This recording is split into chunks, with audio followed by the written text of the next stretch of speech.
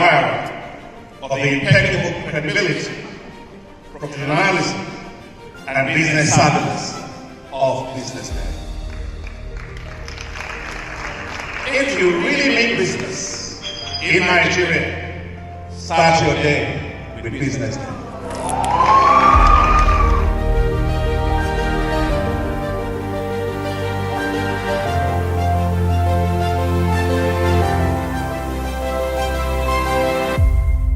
BusinessDay is West Africa's leading provider of business intelligence and information, delivering premium content across diversified media platforms, including online, mobile, and print. Since its inception in 2001 with a weekly newspaper production, BusinessDay has expanded its reach to provide exclusive content accessible through print, mobile, and online channels. Our premium offerings are further enriched with syndicated content from esteemed sources like the Financial Times, The Economist, and the Harvard Business Review. At BusinessDay, our mission is clear: to be the foremost provider of business and financial content, empowering readers to make informed decisions in Nigeria and Africa.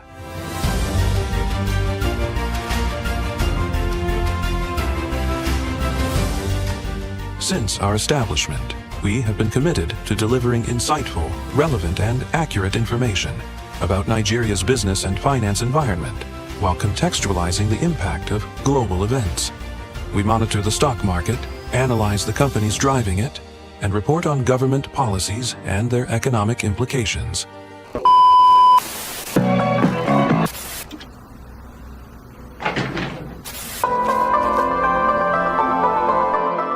This is the BusinessDay television broadcast.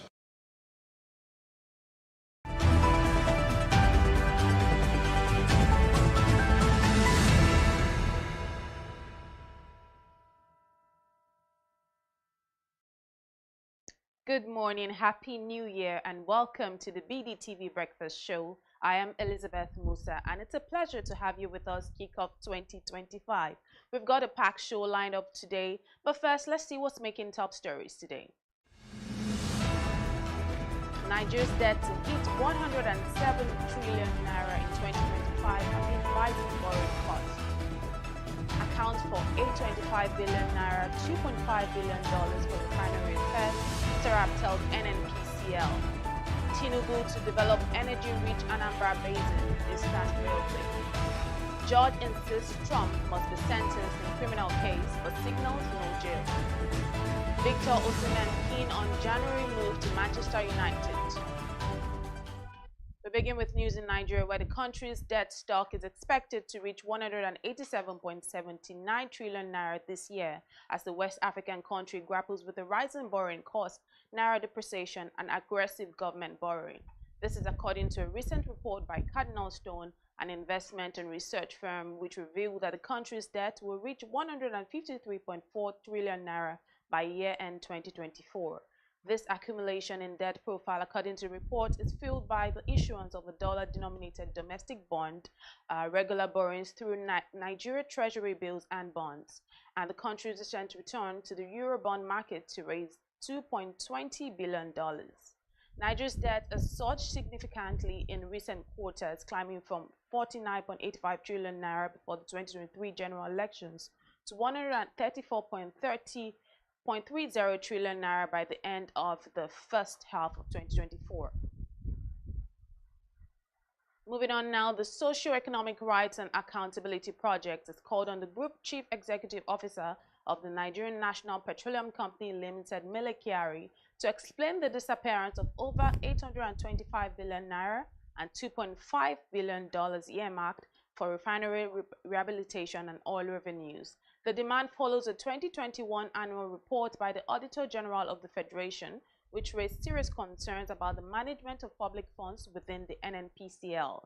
A recent audit by Serap, published on November 27, 2024, highlighted several financial discrepancies involving missing or unaccounted for funds. This includes the $825 billion allegedly deducted from crude oil sales between 2020 and 2021 for refinery repairs, and the Auditor General's office has suggested that these funds may have been diverted and has called for a thorough investigation and recovery of the money.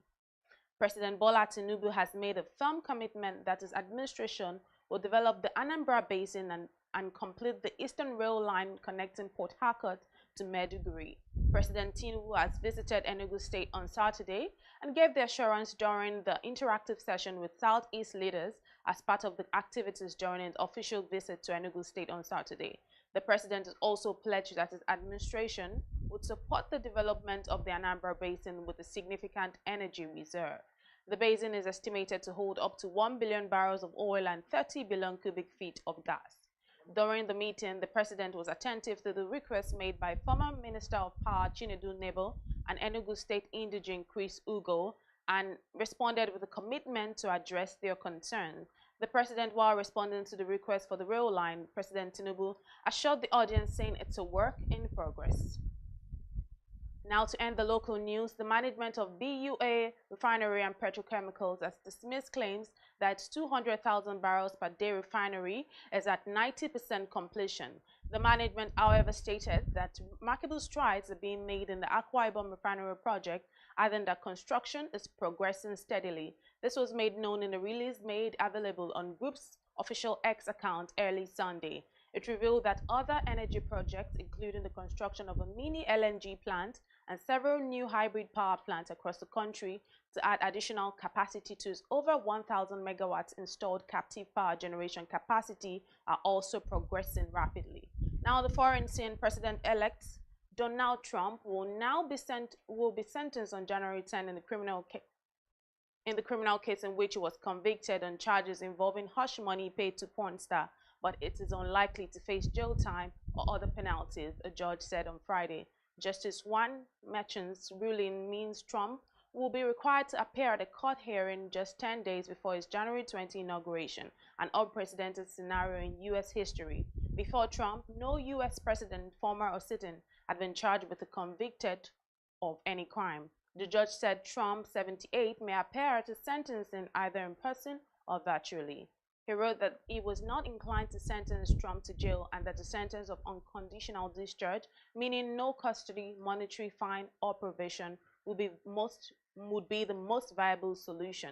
The case stemmed from a $130,000 payment Trump's former lawyer Michael Cohen made to adult film actor Stormy Daniels to keep her quiet about a sexual encounter she said she had with Trump, who denies it. A jury in May found Trump guilty of falsifying records to mask the payment prior to the 2016 election. Still on the foreign scene, Tomiko Itoka, a Japanese woman who was the world's oldest person according to Guinness World Records, has died at the age of 117. Yoshitsugu Nagata, an official in charge of elderly policies, said Itoka died on December 29 at a care home in Ashiya, Hyogo Prefecture, central Japan. Itoko, who loved bananas and a yogurt-flavored Japanese drink called Calpis, was born on May 23, 1908. She became the oldest person last year following the death of 117-year-old Maria Branias, according to Gerontology Research Group. Itoka celebrated a birthday last year with flowers, a cake, and a card from the mayor. She married at 20 and had 2 daughters and 2 sons, according to Guinness World Records. And now to sports. Napoli striker Victor Osimhen is reportedly eager to secure his transfer to the Premier League during January transfer window, with Manchester United expressing strong interest in the Nigerian forward. Osimhen, who joined Galatasaray on a loan deal in September 2024 after failed transfer deadline day moves to Chelsea and the Saudi Pro League, could see his situation reassessed in January. Reports suggest Galatasaray could receive around 10 million euros as compensation if the loan agreement is terminated early. Sources indicate that Osimhen is determined to join Manchester United, with preliminary moves already on the way to finalize the deal. Napoli is believed to have inserted a 90 million euros release clause in Osimhen's contract, with 10 million euros of that earmarked for Galatasaray. However, there are rumors that the clause could drop to 75 million euros to facilitate the transfer. Now to end the news, Manchester United manager Ruben Amorim has admitted that his team's poor form has left his players anxious and afraid. Man United faced league leaders Liverpool on Sunday following 4 successive defeats in competitions, including 3 in the Premier League. Since Amorim's appointment in November 2024, United have managed just 2 league wins and now sit only 7 points above the relegation zone. According to Amorim, the pressure is evident. He attributed the poor performance to a lack of confidence, stating that they are anxious and sometimes afraid of the pitch. Thanks for joining me on the Morning News. Next up is Top Stories analysis on BDTV Breakfast Show. Don't go away.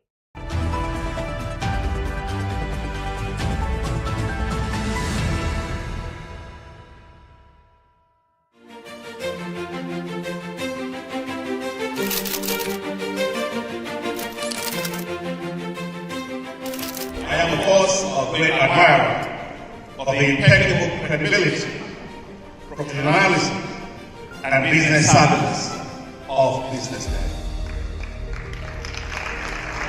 If you really mean business in Nigeria, start your day with BusinessDay.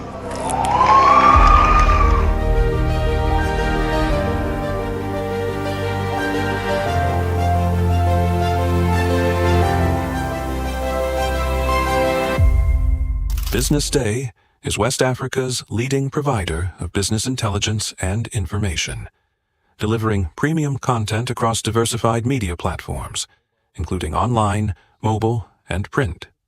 Since its inception in 2001 with a weekly newspaper production, BusinessDay has expanded its reach to provide exclusive content accessible through print, mobile, and online channels. Our premium offerings are further enriched with syndicated content from esteemed sources like the Financial Times, The Economist, and the Harvard Business Review. At BusinessDay, our mission is clear: to be the foremost provider of business and financial content, empowering readers to make informed decisions in Nigeria and Africa.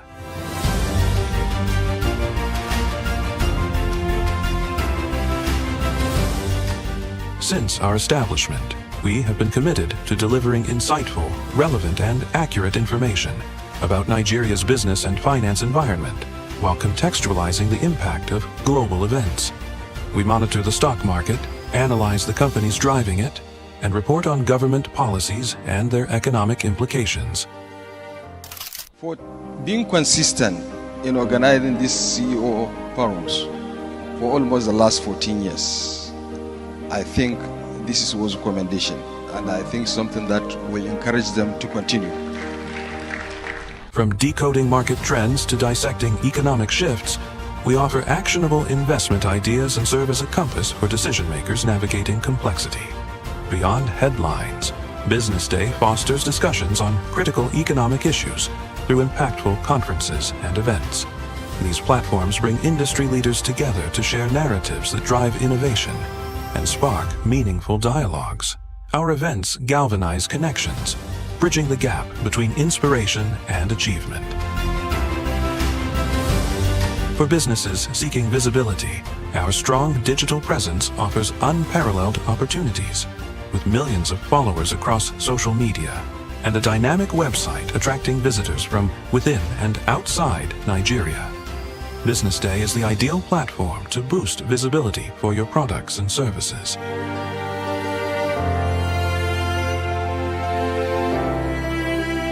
If you're looking for in-depth analysis and expert opinions on Nigeria and Africa's business landscape, BusinessDay is your guide. Welcome to the Real Talk with Pam podcast, where authenticity meets conversations. I'd had 2 lumpectomy surgeries. I'd had 9 months of chemotherapy, 12 months of Herceptin.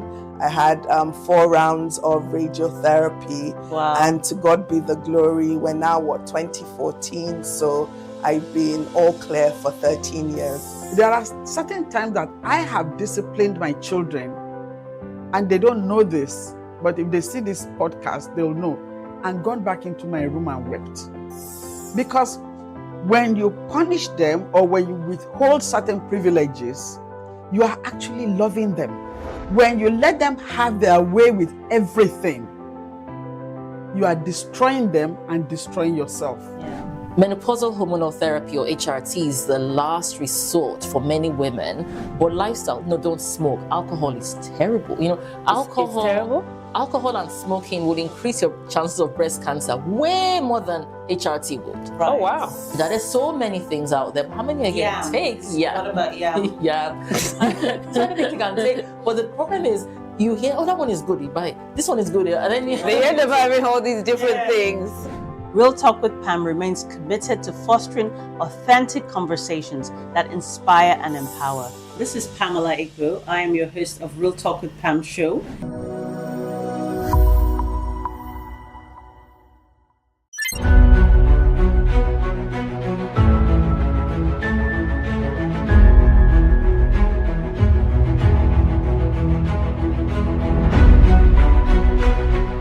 On behalf of our author and BusinessDay, I unveil this book or recommend the book to everybody in Nigeria and elsewhere. Thank you very much.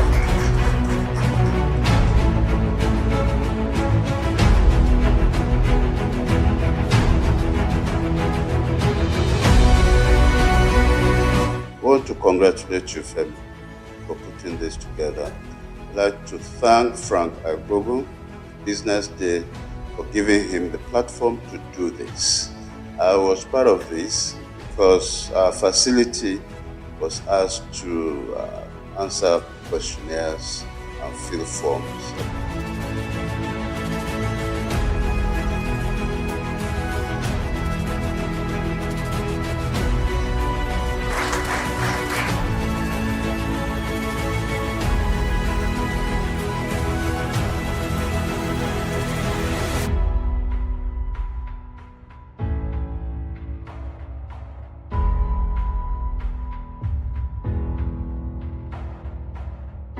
There's a ferment in the Nigerian healthcare system.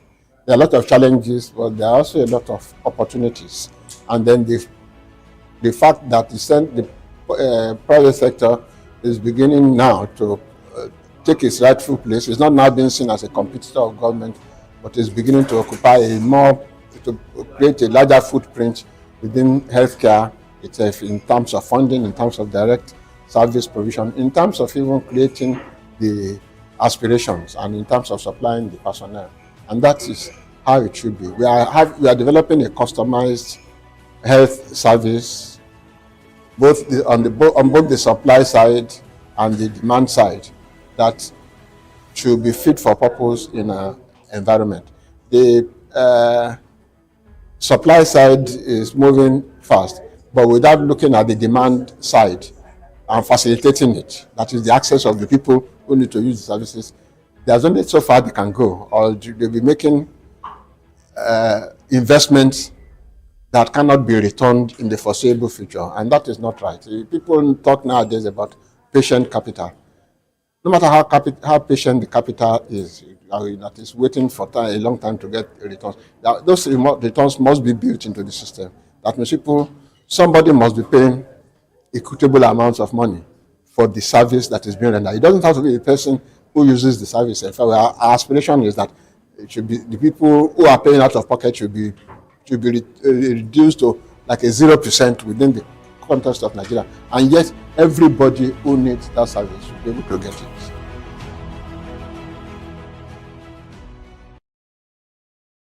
Attention business leaders. Want to make informed decisions? Join the ranks of the best with Premium BusinessDay. Access in-depth analysis and expert opinions to stay ahead.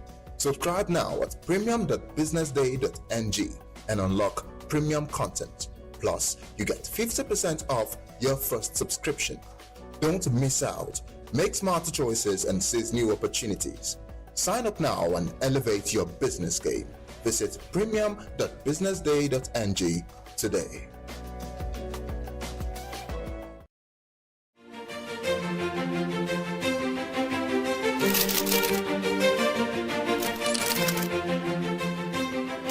I am, of course, a great admirer of the impeccable credibility, professionalism, and business savviness of BusinessDay.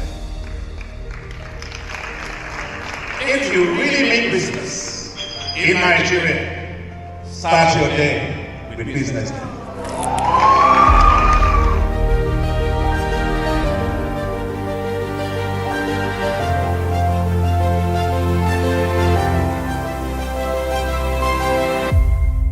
Business Day is West Africa's leading provider of business intelligence and information, delivering premium content across diversified media platforms, including online, mobile, and print. Since its inception in 2001 with a weekly newspaper production, Business Day has expanded its reach to provide exclusive content accessible through print, mobile, and online channels. Our premium offerings are further enriched with syndicated content from esteemed sources like the Financial Times, The Economist, and the Harvard Business Review. At Business Day, our mission is clear: to be the foremost provider of business and financial content, empowering readers to make informed decisions in Nigeria and Africa.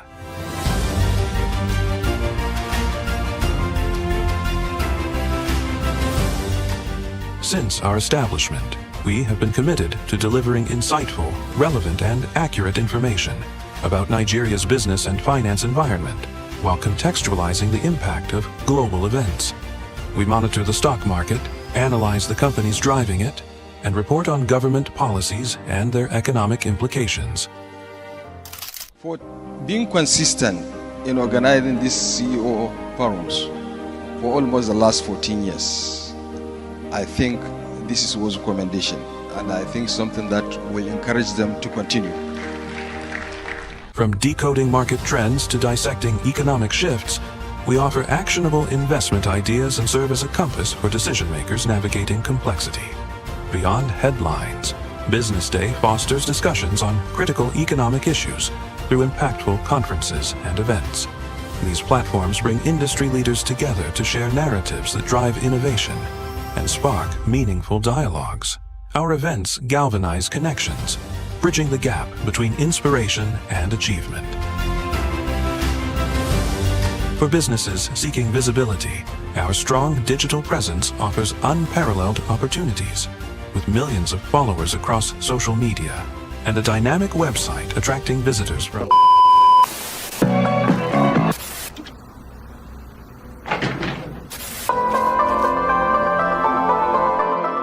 This is the Business Day television broadcast.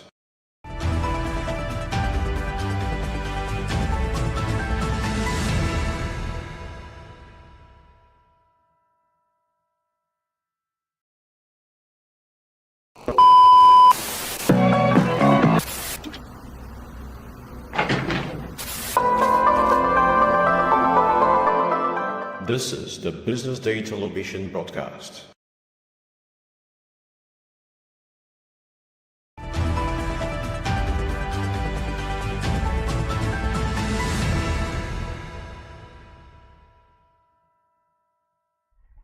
Welcome back. This is the Top Stories Analysis on BDTV, and to join the discussion this morning is our in-house analyst, Mr. Mohammed Akonji. Welcome to the show. Thank you very much. It's always good to have you. Happy New Year to you, first of all. Thank you very much. How did you spend your time? I've seen you this year anyway. Absolutely. And how was your break and holiday?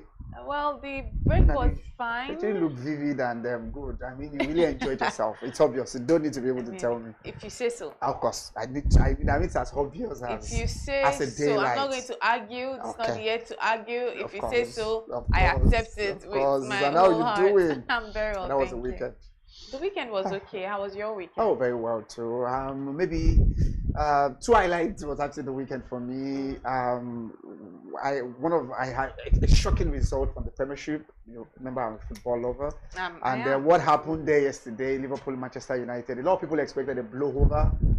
I mean, because of the recent performance of Manchester United, and then coming over there and showing out that gauntlet at Anfield yesterday was really, really was unbelievable, incredible. So I think we should be able to give it to them. Well done to Manchester United, of course. I said because they were on a 4-match losing run before yesterday. A lot of people have written them off already. So I said the expectations from all quarters was this match will just be like a 7-0 bashing. A repeat of what happened, in 2023. A repeat of, and in the last 5 visits of Manchester United to Anfield, they have never scored. So You know, they're coming out yesterday, putting up that fighting spirit, that strong attitude, that mental toughness was really, really unbelievable. So it was shocking result. It was shocking, but I'm happy about it, maybe because at least it's actually helpful to my team.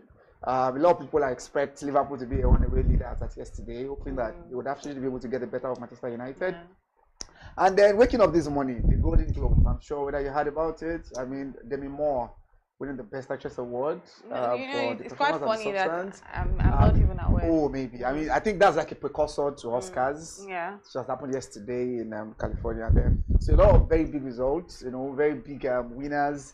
I saw that Substance, one of the shows I watched last year that I really enjoyed, Baby Reindeer. I don't know if you see that too. No, I did I think not. One very notable award. And then Shogun, this Japanese stories too. Oh, maybe. So I think they actually carted awards yesterday. And I think it's been able to good if you... I'll Golden look Globe, it up. But you know, Golden Globe is always like a precursor to Oscar. So we expected that most of what happened there yesterday will give us an idea about Emmys, and about Oscar. So because I think it's a combination. Oscar is just like for movies. Emmy is actually for series. So Golden Globe is like a combination of both the movies and the series. And then there are a lot of big winners yesterday. I mean, from what I can see, I thought maybe, you know, it was actually in the news. A lot of, you know, you heard about the Golden Globe. I think that's the 80th in the annals, if I'm not mistaken. Oh, wow. I think it's 80 years. Yes, of Golden Globe Award. So it's always like the curtain raiser when it comes to award season every year. Golden Globe is always like that. So I was really happy for them more because I think I saw the Substance and her performance there was quite remarkable. So really winning it, and then given what a lot of people have said about her, because I'm sure, I think for a time there was a point where somebody said that she was more like a popcorn actress. So by popcorn actress, because I think that was the speech she gave there, was like someone who is actually not carved out for winning big awards.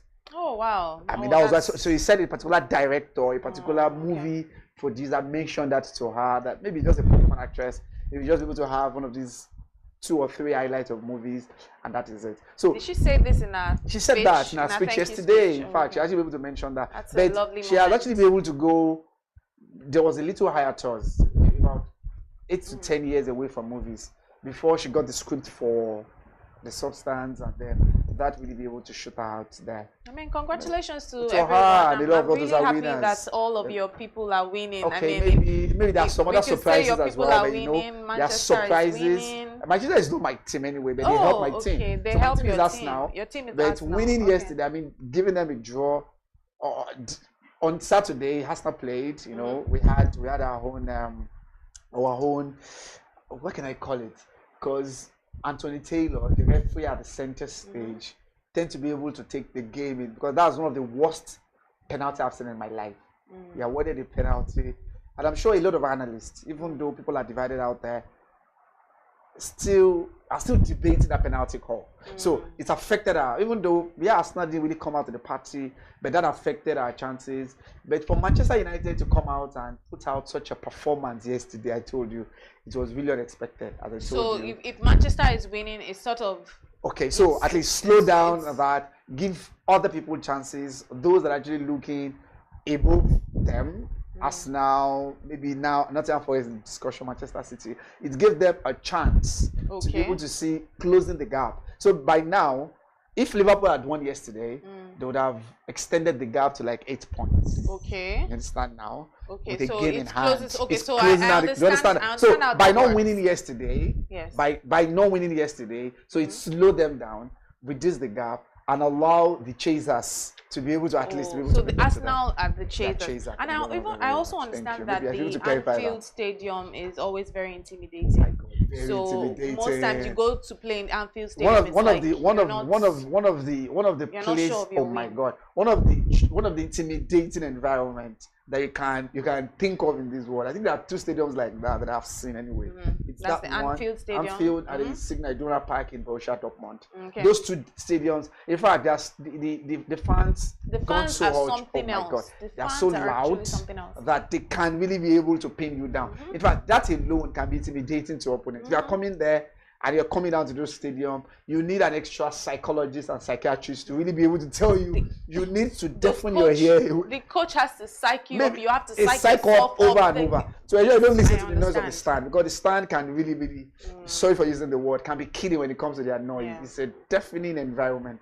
It can really be able to blow you out. I think we can actually dwell on this sports conversations, but let's just focus on what we want to discuss this morning, which are our top stories this morning. Nigeria's debt is to hit 187 trillion naira in 2025, and this is amid rising borrowing costs. Okay. Firstly, we've seen all through 2024, we've seen Nigeria actually on this sort of like borrowing spree.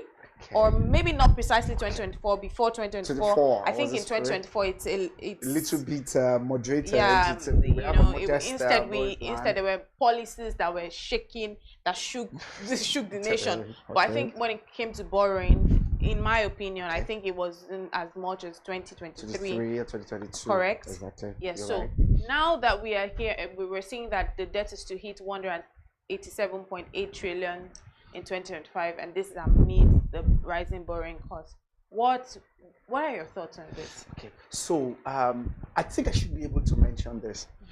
The actual debt profile itself, if I tell you it's in the region of 83 to 88 trillion naira. Debt servicing, the interest to be paid on it, is what soured the amount to this unmitigated level. That's the first thing. And that boils down to the question as well, the role of interest rate, cost of borrowing, the role it plays in making the amount you actually borrowed go 2 to 3 times the actual amount. What I mean there is, so let's be able to take a little bit of a journey down the memory lane. So President Obasanjo, in his towards the twilight of his administration, said something, and was actually a very popular aphorism at that point in time, that the case of Nigeria, or the case of borrowers, is such that you borrow 1,000 naira, let me just use that as an analysis, you have paid back 1,500 naira, and you are still owing 2,000 naira. What do you think is it? Let me take the analysis again. Okay. You borrowed 1,000 naira, that's the amount you borrowed. I borrowed, okay. You have paid back to your borrower, to your lender, 1,500. Okay, that's 500. And your record is still showing you owe them 2,000 naira. How is that possible? Good. That's interest. That's the whole of interest. Don't forget where you started from. You started from 1,000 naira. Started from just 1,000. Then I paid 1,500. You are paying 1,500, even more than above what you have had. And you are still owing. It's still showing 2,000 naira. 2,000. I know. I'm just trying to read the analysis. Yeah. So what do you think is the cause of that? That is where interest comes in. Okay. And that is the major problem with that cost of borrowing. It tends to be able to multiply the amount, not just 2 or 3 folds, but more than that, if you're not careful. So the more you actually be able to pile up the money, as you borrow the money, debt servicing, I mean, as the term is actually used, is taking almost 90% of the revenue in the 2025 budget, the proposed 2025 budget. In the last budget, it was about 83%, 85%. When we did analysis for this, but you look at debt servicing, not the actual debt, it's debt servicing, which is just servicing the debt, where the interest on the debt, because some of them can be able to mature for a very longer period, you tend to be able to pay back some amount on a yearly basis to your creditors. Now, these are creditors can be of 2 types. You have internal borrowing and external borrowing. The internal borrowing and external borrowing add up to that, as it is on on the debt management office, the DMO's office. That is where it is actually within 80-something trillion naira as what we hold. Before Buhari left, the administration left like 177. This administration grew it to that amount. But the interest, as I said, the cost of borrowing tends to raise the amount to unprecedented level. Okay. Now, so this recent report was actually done by Cardinal Stone. It's an investment firm. Yeah, okay. Cardinal Stone, an investment and research firm, were the one that actually projected it based on the provisions in the budget. Because if you look at the budget, the amount that is earmarked for the debt service, some of them we still have to be able to borrow some money to be able to settle them, because the expected revenue may not be enough. The expected revenue that we expect from the sale of the expected revenue from oil and from other revenue sources may actually not be enough to be able to cater for those amount that is in debt.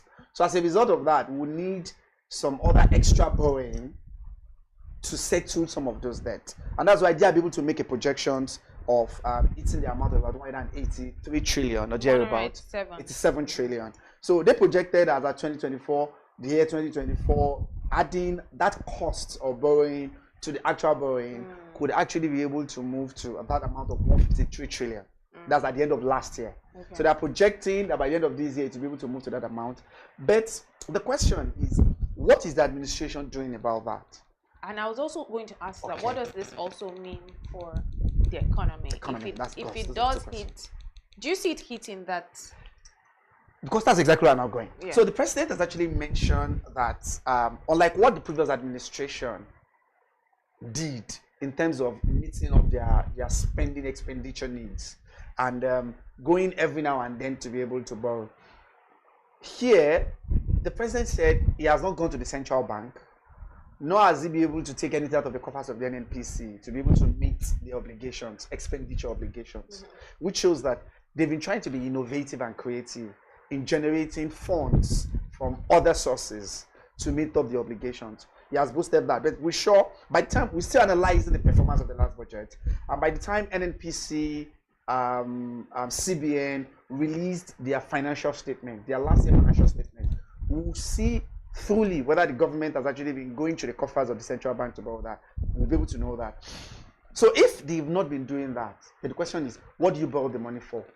Okay. So the borrowing there, I should be able to mention this as well, that in addition to the borrowing, there are other bonds, foreign denominated bonds that the government raised, added up to the amount. So they're also borrowing as well. But the borrowing is not by saying, let me just come to you, give me 1,000. No. It's simply saying, I needed foreign exchange, dollar-denominated bonds. The last one that they raised in November, the $2.2 billion bond that was in fact oversubscribed. So you are seeing investors that are coming in, bringing in this money.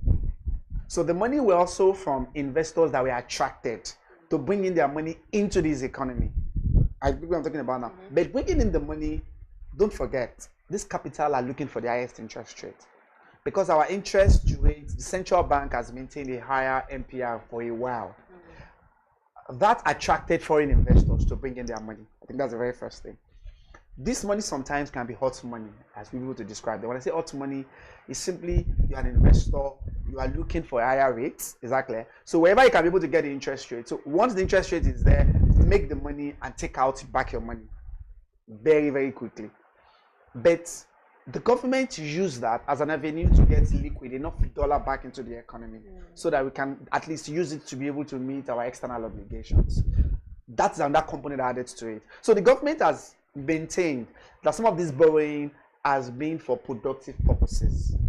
Revive moribund sectors, use it to be able to build infrastructure targeted at and capital projects that are there in the budget, which according to them will be able to repay back itself in the long run. So they're justifiable. They are proving justifications for it. How those things are there in reality is still the major question. Remember the Lagos-Calabar Highway. That alone contributed massively to this in one way or the other. No doubt about that. But I'm sure the first quarter of this year will still give us an insight into whether truly this debt profile that we are having, whether they are being used for that purpose. As I said, don't forget, the 154 trillion that was expected for last year, the actual amount itself was just about 88 trillion now. The remaining 80, just double the amount, is actually the servicing on interest on those debt, on those loans that we've collected. That actually, that raised the amount, catapulted the amount to the level that it is. But the reflection is still there. It's still 8 days in January anyway. We know that by the end of the first quarter, we'll get a very good appraisal of what these have actually been used for. How the government have actually been able to use them, and how they have directed them to those productive purposes, and whether that have actually been truly done. We'll tend to be able to see that in the days ahead. Thank you. So before I go to the next topic, I would ask you one question. I just need you in 30 seconds. Do you think that an administration can actually succeed without borrowing? Is it possible? 30 seconds. Thank you very much. Because I trimming out the bonus. Okay. So because it's 30 seconds. So let me just be able to put my thoughts together. So borrowing is not bad, provided there's a proviso anyway. It is actually used for productive purposes, and I think I should be able to mention that because most countries in the world, go and check their budget. 90% of the countries in the world are running budget deficits. Okay. The last 10 years have shown us that only very paltry countries, very little, are those that are running budget. When I say budget deficit, that is spending more than they receive. Remember, budget is just expenditure and revenue. What you want to spend and what you want to get. So when what you spend is more than what we get, we say there's a deficit. Okay. So 90% of countries in the world, of the 197 countries in the world, are running that budget deficit, where their spending is more than the revenue that they're expecting. So, which is more or less like a reality in the modern world. Just check advanced economies in the world. None of them will just check their budget. Tend to look at the content of their budget. Then you see that they are running consistently. In fact, the last 5 years has shown that. But the main question is those. So, what do you need to be able to meet up the deficit? That's the question. Two things. There are 3 strategies to be able to meet up your deficit. I hope I'm not wasting my 30 seconds. Sorry about that. Okay, but one of them is borrowing. Tax is another method. You use taxes. Then the other method there that was actually an innovative method, just like sales of asset and the likes. But borrowing is one way to be able to meet up the gap between your deficit, between your expenditure and your revenue. Okay. So, but that expenditure, what are you now spending the money on? I think that would be the question. What are we spending it on? Are we borrowing? So just take this, just take an analogy, sorry. Imagine Lee's enterprise, run by Miss Lee's herself, Elizabeth herself, went to the bank to borrow money to buy equipment for the enterprise. Or using that same loan for an enterprise to go and actually be doing shopping in South Africa. For that same, I'm just the fact that you had to mention South Africa. I'm just using that. So which one do you think would actually be able to, which one do you think will be paid the loan? Remember, it's Lee's enterprise, it's a business enterprise. Yeah. She took a loan from the bank for that enterprise. Instead of using it for that, so imagine she has actually been able to put the money in that business with the expectation that 1 year down the line, this business will be able to repay back itself, the loan that was used to be able to set it up, or this amount invested in it, and then I can be able to settle the loan and have more money to lubricate the business, or taking that money to go and shop in South Africa. Certainly the first option. Okay. So remember, both of them are borrowing. The other one too, in the immediate time, she can be able to enjoy herself, definitely. The second one. But we know in the long run, when the bank started jumping on her neck, exactly, and calling out her, you have not paid back our loans, we all know what is likely going to be able to happen. Absolutely. Exactly. One is the momentary happiness. Momentary happiness. And another one is actually a long-term sustainable gain. So completely, what I understand from your analysis is borrowing is one of the methods of meeting up the gap. You meet up with the gap. Your expenditure and revenue. It's actually a strategy. But what do you use it for? I think that is the question. Fantastic. What do you use it for? Let's move to our next story today. So the Socio-Economic Rights and Accountability Project has told NNPCL to account for 825 billion naira and $2.5 billion for refinery repairs. Firstly, I want to start with the fact that I like how the SERAP always calls take government to account. Yes, takes them to account. But the problem that I have is I see them every Monday, most Mondays. Most Mondays. You see SERAP going to one issue or the other. But what do they ever do about it? Do they actually take action against any of all of these government people that they call to account? Oh yes, they do actually. Do they? That is the case. Okay. You see them, but remember we are in democracy, so they go to court. The court has a process. Okay. Don't forget that. So when you say, just like you say, calling them to account, it's not like saying, oh, you are wrong, and they're going to put gun in their head. We all know that's not the way it is done. So you need to be able to go through the institutions, democratic institutions, that is needed to be able to call them to account. And so most of what they do, of course, you see them. The SERAP is maybe among one of the notable civil society organizations, CSOs, that is always burning fire, putting fire towards the feet of the government every now and then. Always be able to call government to account, as they said. Always be able to challenge government, constructively. You know, there are a lot of people who go out there and then try to be able to make some unsavory remarks about the government. You tend to see them. But So these, I think that is one thing. And you always see them going to court, having one of these cases in court. So, but the judicial process sometimes can frustrate them. Okay. I'm sure you know that. You know, you have adjournment every now and then. You have court cases. This case adjourned to that particular point, and then so some of them, in fact, the government will actually be able to say this has actually been done. Let's settle out of court. I think they do that. But going back to these that really be able to happen recently was what just so I think there are two things. One, there was a case of alleged missing fund, 825 billion in their accounts. And then the other one was actually the cost of the refinery repairs. So the Mele-Kyari, the GMD of NNPC, has actually come out to be able to give account for that. The 1.5 billion for Warri Refinery, and the other one, $1.5 billion for Warri Refinery. And the other one was about $1 billion for the Port Harcourt Refinery, the turnaround maintenance. And the other one was for the Warri Petrochemical Company that the government said the NNPC have actually claimed they'll be able to give accounts to us during this quarter. They actually be able to claim they are going to do that. So, but the annual report of 2021, 825 billion, let's remember, was actually what actually happened when their account, the audited account of NNPC of 2021, that the Auditor General then actually mentioned that could not be accounted for. So, the Auditor General released their findings, and their findings show that that amount was actually missing in the books of NNPC, 825 billion. So, how that is actually still the case, because there were reports, there were issues around that amount could not be accounted for by this present, because it actually happened during Kyari's time. So, those people that have actually been involved in misappropriating that amount of 825 billion needed to be called to account, and that was what Serap is actually identifying.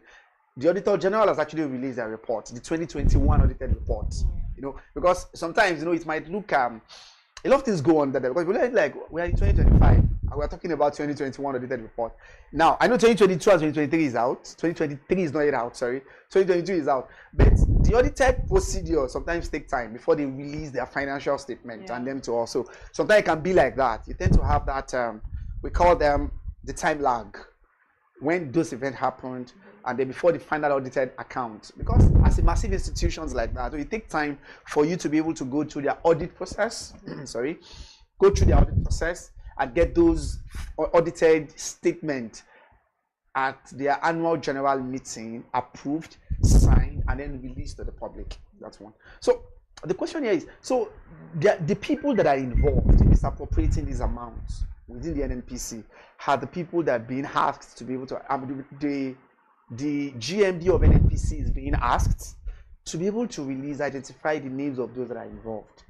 The audited report mentions some departments within NNPC that are very much involved when it comes to this audited amount. That, I mean, this unaccounted, this missing fund, we should be able to call it that way, that missing fund. Because, so as I said, the NNPC has also vowed as well, because I think the case is actually going to court. SIF has actually said if NNPC did not do anything by the end of this week, then they will be forced to be able to serve them a court notice, so I can be able to take up the case in court. So I think we will be able to urge NNPC to, because it's an audited report from them, so that means they have signed up on them, they've confirmed it. Then the question is, those who have actually been able to put their hands in the cookie jar needed to actually be brought out to the public, so that at least you can be able to see them and ask them questions. What actually happened to this amount? Don't forget, it's close to, that's about 850 billion. That is not a small amount that can just be swept under the carpet. Interesting submissions. So, it seems like this is the year where, I mean, every other year we speak on refinery projects and all of that. Now, speaking of refinery projects, Boa Refinery is not 90% complete, and this is what the management is saying. Now, my question for you will be, what do you think the outlook for our oil sector is going to be like this year? So, so first, Boa Refinery is in Akwa Ibom. I think they got the license almost around the same time as when Dangote was actually given given the zone. And two, the refinery is about 200,000 per day, 20,000 barrel per day capacity. Okay. So, which is quite good enough. So, there were feelers, report from several quarters over the weekend that Buatu is also coming on stream. It was actually it flooded Twitter about, some people, I read that on Twitter, showing the state of work there.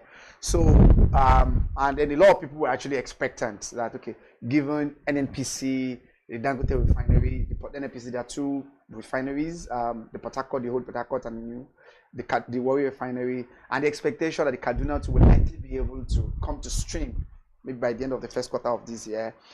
Then with Bua Cement, we expect the market to be well saturated when it comes to fuel.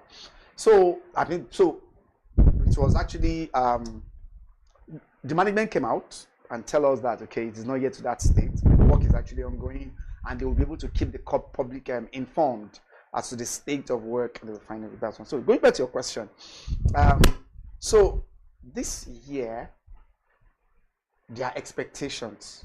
So don't forget, first is that our oil production assumption is to be like around 2.06 million barrels per day. 2.06. And there are reports, not yet substantiated yet from NMDPRA, that we were able to do about 1.8 million towards the end of the year last year. So there are expectations that that amount will be able to hit them. That is for the oil sector, the oil production itself. Because remember, it's oil production that will be like a feedstock that will go into petrol, diesel, and jet fuel and other things that we actually needed. So with the 2-point-something million barrels is both for internal use, domestic consumption, and exportation. So that amount should be able to go around to the existing refineries that we have. I think that's expected. The refineries fully coming to stream. Today, in fact, I read in the news, and we confirmed that the petrol, those retail Petrol Retail Operators Association confirmed that they will start loading from Port Harcourt today, and that by the next 2 weeks, they'll start loading from Warri Refinery. It's another very good news. So, oil sector market outlook, we expect the market to be well flooded with enough. I'm talking about the fuel and petrol itself. The oil production may not be able to concern the average Nigerian, but eating that production from our crude oil production, eating that target from our crude oil production that will feed into petrol, into some of these other products, will allow the market to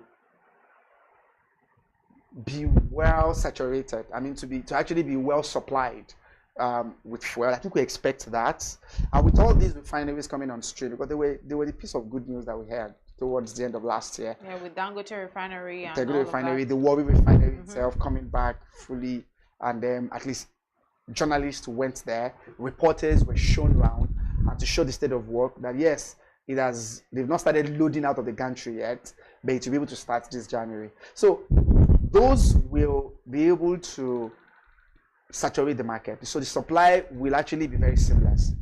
And that can also be, if you're able to connect back to what happened in December, the usual December tradition of fuel scarcity, price hike. I think last December was an outlier, was actually an exception. One thing you can actually be able to give NNPC to was that there was consistent supply of fuel. Yes. There was no issue of, I did to the filling station, I couldn't get fuel. I'm sure, at least because I think I visited a few of them within my neighborhood, and you ensure that they always be able to have fuel. It's just for people to come around, to come and buy. And then we also be able to notice, those price reductions. Those price reductions that happen from NNPC, from Dangote himself, that we saw there. So the NNPC, Dangote have actually claimed that that gesture was actually not just for the festive season, no. So it's here to stay because of the market dynamics. This is what the market dynamics. And what was that? Because of the consistent supply of crude oil that they're able to get, allowed them to refine those state-of-the-art infrastructure that they have, refine those products, make them available. Because NNPC is actually able to get their own feedstock too, don't forget, from both Dangote and from the Port Harcourt refinery. They got few of them. And that allowed them to even be able to reduce their own price further down to $9.25. 8.25. Dangote is selling to marketers at 8.99 naira. For those that are buying 2 million liters, actually. Okay, if you are buying 2 million liters, you get it at that discounted price of 8.9. That's like about 900 naira. Then MRS, they partner with MRS. I also have Adova to actually be able to partner with them. Okay. So we still expect at least, let's say the very first quarter of this year, those price reduction to continue. What the optimal price will be is what I'm still looking at. Where eventually the price will settle. We'll settle that, okay. Maybe the price may not go down to 185 where we started, because that's what we're talking about, where we started from. But do you see it getting to about 500? Do you think there's a possibility of that? So because of the dynamic of the market, maybe in the short, because so it's like a time horizon, the short, medium, and long term. In the short term that we have right now, because what I'm saying, but when I by the short term is that the time where we're actually seeing the reality of those refineries working, because it is the refinery that will be able to, that the feedstock that we're going to supply. When the supply is more, when we have enough supply flooding the market, it is the supply pressure, the supply demand dynamics that will force down the price. It's not like saying much supply in the market, little demand. So one, what is the demand right now? The NMDPR here, as at August last year, we've not seen their latest statistics, I was looking for that, show that our consumption in Nigeria is about 5 million liters. Don't forget where we're coming from. This was about 60 million in 2023. And said it dropped to 5 million. A lot of factors could explain it. Maybe, of course, the increase in price. A lot of people have abandoned their cars at home. People are now carpooling. People are maybe are now using public transport and other things. So that dropped from about 63 million liters that we were when this president came in May 2023, and dropped to about 5 million liters as around August, September last year.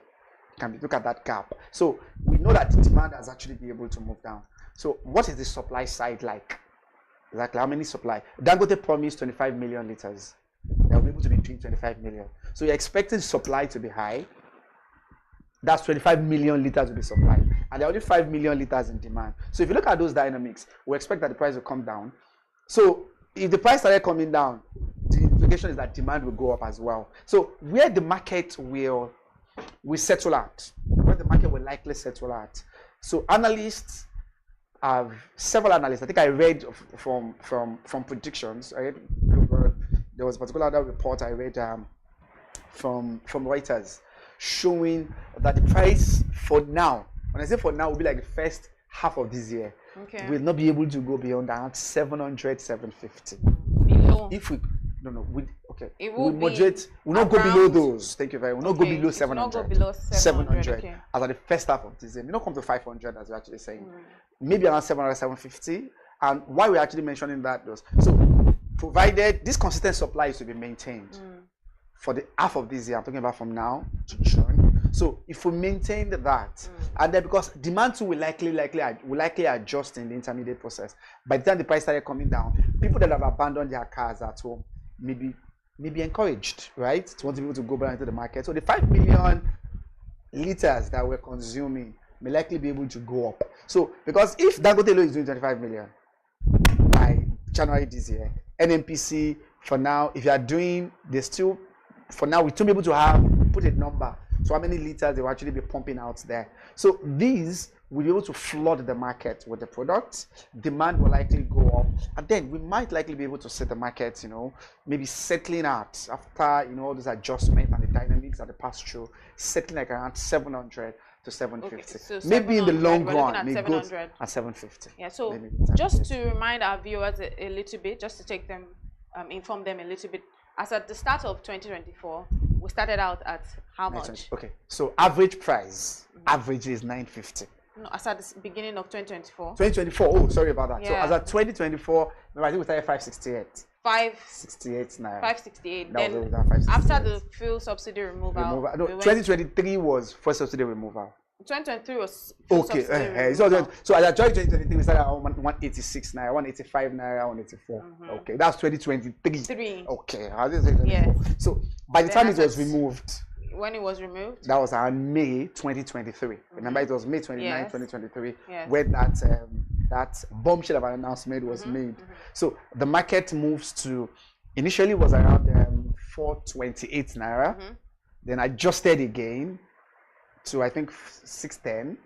Then there was a reduction in price, I think 10 naira reduction. Then it goes down to an average of, by December 2023, was about 568, 600 naira average. And then by mid 2024. So remember, so there were other announcements that were made. So initially, the price initially moved down to 899.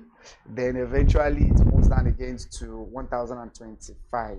Moved up To one. So I think 1025 was where we were as at August to September. So as at December, so by November, when Dangote eventually came fully on stream, and then the Port Harcourt refinery.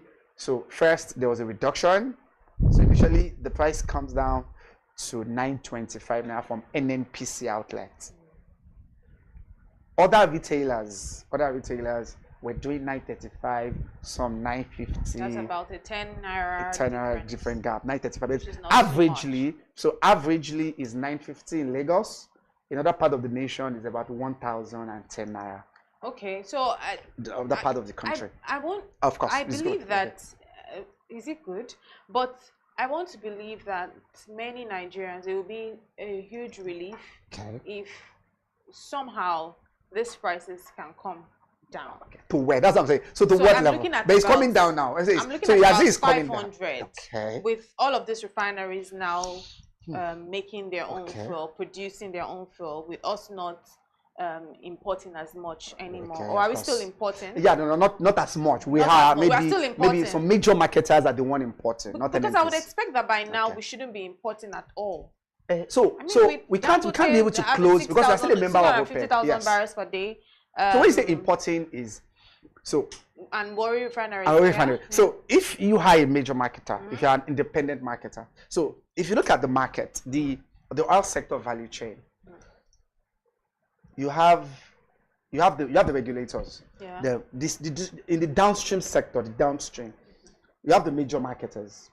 So the major marketers are like the Total, the Mobil of this world. They are the major who have international subsidiaries, international connections. That in fact, their parent companies are what allow them to be able to import. And it is not mandatory on all these companies to buy directly from Dangote. Some of them are sourcing their feedstock outside of Dangote. And that's why. Yeah. Why is that? Because so to allow for competition, to not ensure that it's just a monopoly. So people are actually remember the downside of Dangote refinery coming on stream is are people wondering that we will not be able to put all our faith in the hand of Dangote again, as we've actually been doing in the past. Yeah, you know, there have been that issue, and that's why the issue was there. The government at the time, they were back and forth as to maybe let us be able to give him some patent, give him some right to be able to do this production for maybe 3 months. But you still can't be able to bar any other person or any other marketer or any other producer who can be able to get this product cheaper elsewhere. If there are other possibilities, why can't you allow them? So that's the question. So that's why the importation will still be major from marketers. From NNPC, that is actually going. But will they get it at a cheaper rate though? That's what I'm saying. So, that's also another question. Because yes, you will. They can. So Total, these are companies, Total, who operate across, for example, across the value chain, the upstream, the midstream, and the downstream. Okay. And then they also be able to have international collaborations. They have international partners. They have some of these. They are we call them international oil companies that they have. Their parent companies from abroad, for example, in France, can actually be able to access some of these products cheaper because they are in the upstream. Unlike Dangote himself, that's not in the upstream. I think it's just about to go to the upstream this quarter. They will still go and buy directly from the upstream players. So I think there will be those dimensions. So the government cannot be able to place that ban on importation for major marketers. The only importation is that it cannot come from NNPC, which is government managed, not fully government run. It's privatized to a reasonable extent. And NNPC too, don't forget, is actually a limited liability company. If this will be able to get it cheaper it's a competitive advantage, maybe they can likely be able to do that. Yeah. So the 500, we might get there. No, but maybe not the first half of the year. Let's actually keep our fingers crossed. Maybe towards the end of the year, now. Thank you very much. Let's keep our maybe fingers towards the end of the crossed. year. Yes. Maybe So towards the end of the year. You We might hold on actually to get that, and I'll hold you on to that. Thank you so very much. Thank you Thank for you for joining us having me. to review our top stories this morning. We will be right back after for our paper review. Stay with us.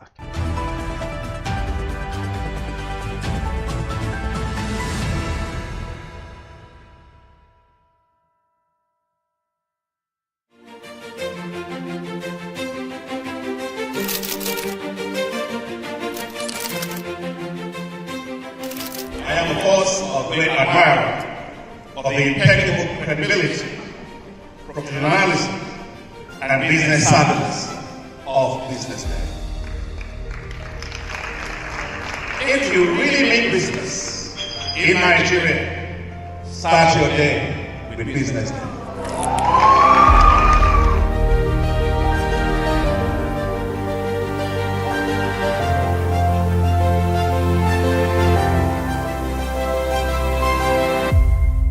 BusinessDay is West Africa's leading provider of business intelligence and information, delivering premium content across diversified media platforms, including online, mobile, and print.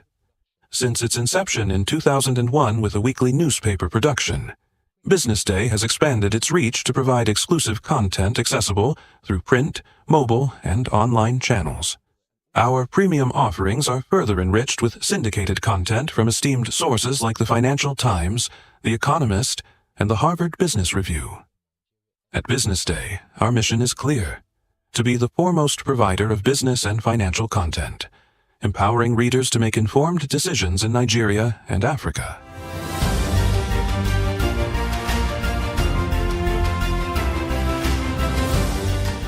Since our establishment, we have been committed to delivering insightful, relevant, and accurate information about Nigeria's business and finance environment, while contextualizing the impact of global events.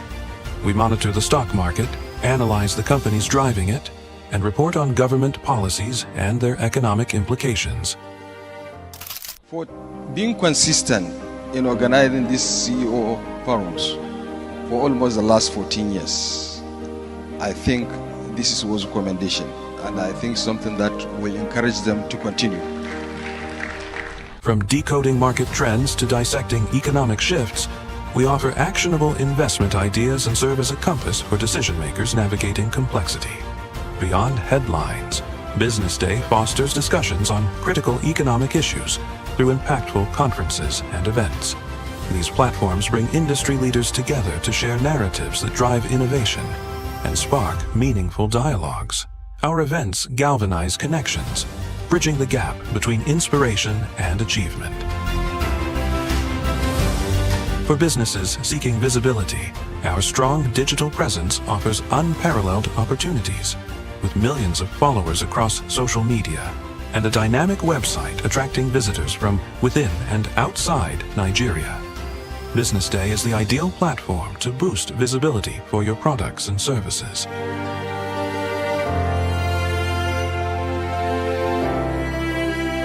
If you're looking for in-depth analysis and expert opinions on Nigeria and Africa's business landscape, BusinessDay is your guide. Welcome to the Real Talk with Pam podcast, where authenticity meets conversations. I'd had 2 lumpectomy surgeries. I'd had 9 months of chemotherapy, 12 months of Herceptin. I had 4 rounds of radiotherapy. Wow. And to God be the glory, we're now, 2014? So I've been all clear for 13 years. There are certain times that I have disciplined my children, and they don't know this, but if they see this podcast, they'll know, and gone back into my room and wept. Because when you punish them or when you withhold certain privileges, you are actually loving them. When you let them have their way with everything, you are destroying them and destroying yourself. Menopausal hormonal therapy, or HRT, is the last resort for many women. But lifestyle, don't smoke. Alcohol is terrible. Alcohol. It's terrible? Alcohol and smoking would increase your chances of breast cancer way more than HRT would. Right. Oh, wow. There are so many things out there. How many are you going to take? What about Yeah. So many things you can take. But the problem is, you hear, that one is good, you buy it. This one is good, and then you They end up having all these different things. Real Talk with Pam remains committed to fostering authentic conversations that inspire and empower. This is Pamela Igbo. I am your host of Real Talk with Pam show. Attention business leaders. Want to make informed decisions? Join the ranks of the best with Premium Business Day. Access in-depth analysis and expert opinions to stay ahead. Subscribe now at premium.businessday.ng and unlock premium content. Plus, you get 50% off your first subscription. Don't miss out. Make smarter choices and seize new opportunities. Sign up now and elevate your business game. Visit premium.businessday.ng today. My name is Nikki Alao. I'm the Chief Research Officer at BusinessDay Intelligence. BusinessDay Intelligence is a full-service market research and data company. We offer tailored services for strategic planning and decision-making. So helping businesses to make informed decisions that would boost their bottom line and determine the marketing mix. We gather and analyze relevant data through ecosystem immersion, in-depth interviews, focus groups, and some of the other services we provide include consumer insights feasibility studies. So whether you're trying to understand the market size and potential growth and the competitive landscape.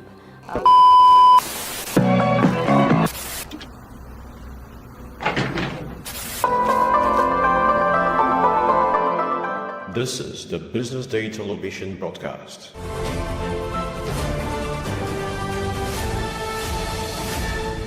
You are watching Business Day television.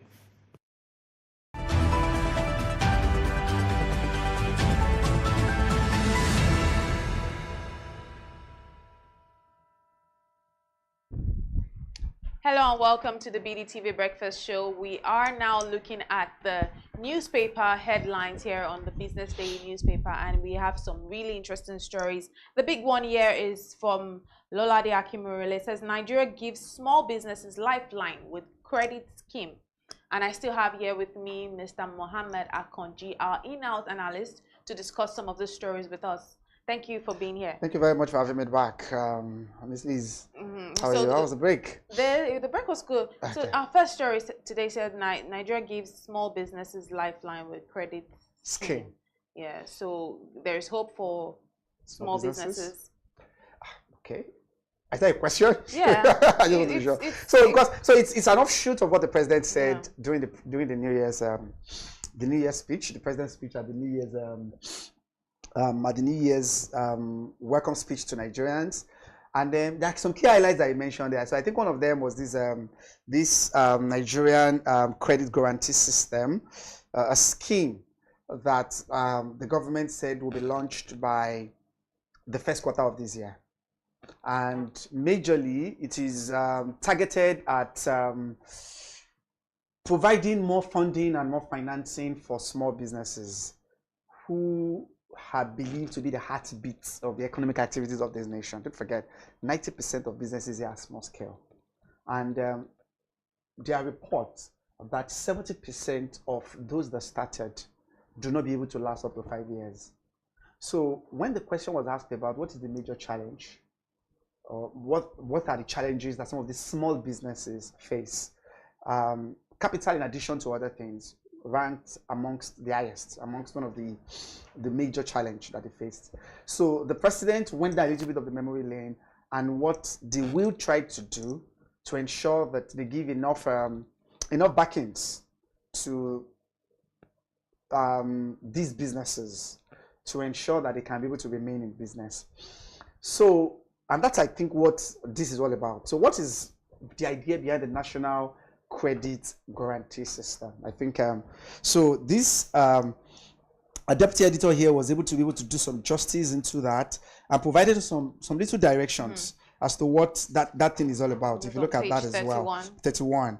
And so I think was able to mention that this okay, but you'll be able to see that there. So that at its core, the NCGC was to be able to address the funding gap. Okay, first of all, was to address the funding gap, right, for MSMEs generally, which the African Development Bank, the gap there was about $160 billion. The funding gap that that they have there.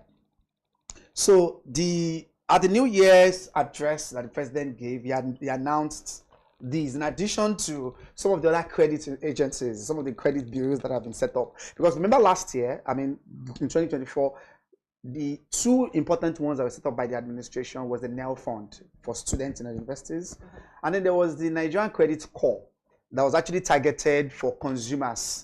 You know, buy now, pay later kind of an arrangement that they have. So how would this be able to go? So economists believe that one way to be able to meet the funding gaps for small scale enterprises, for small and medium enterprises, that's what economists have actually been able to unanimously agree on, is that one way to do that, to address those funding gap, this $160 billion funding gap, the $160 billion funding gap, is for the government to introduce a kind of a guaranteed credit scheme where these businesses can access basic facilities that they need, some of those basic infrastructure that they need, and the government can act as a guarantee.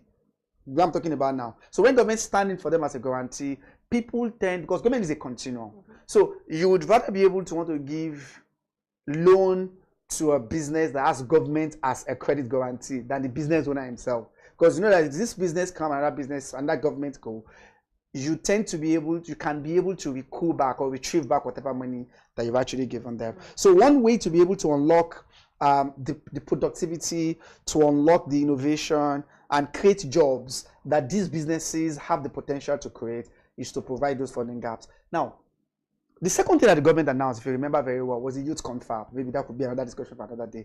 But the question we'll be able to ask is, because we've seen NEL Fund, the Education Loan Fund, there was one that was actually given for, they call it National Credit Corps, NCC. National Credit Corps, yeah, I think that's what they called it. About 200 billion was earmarked for that project. So this one as well, the president announced about 200 billion will be earmarked for these initially, and government can also act as a guarantor if we have businesses that will actually be able to need more loans. So how will it work?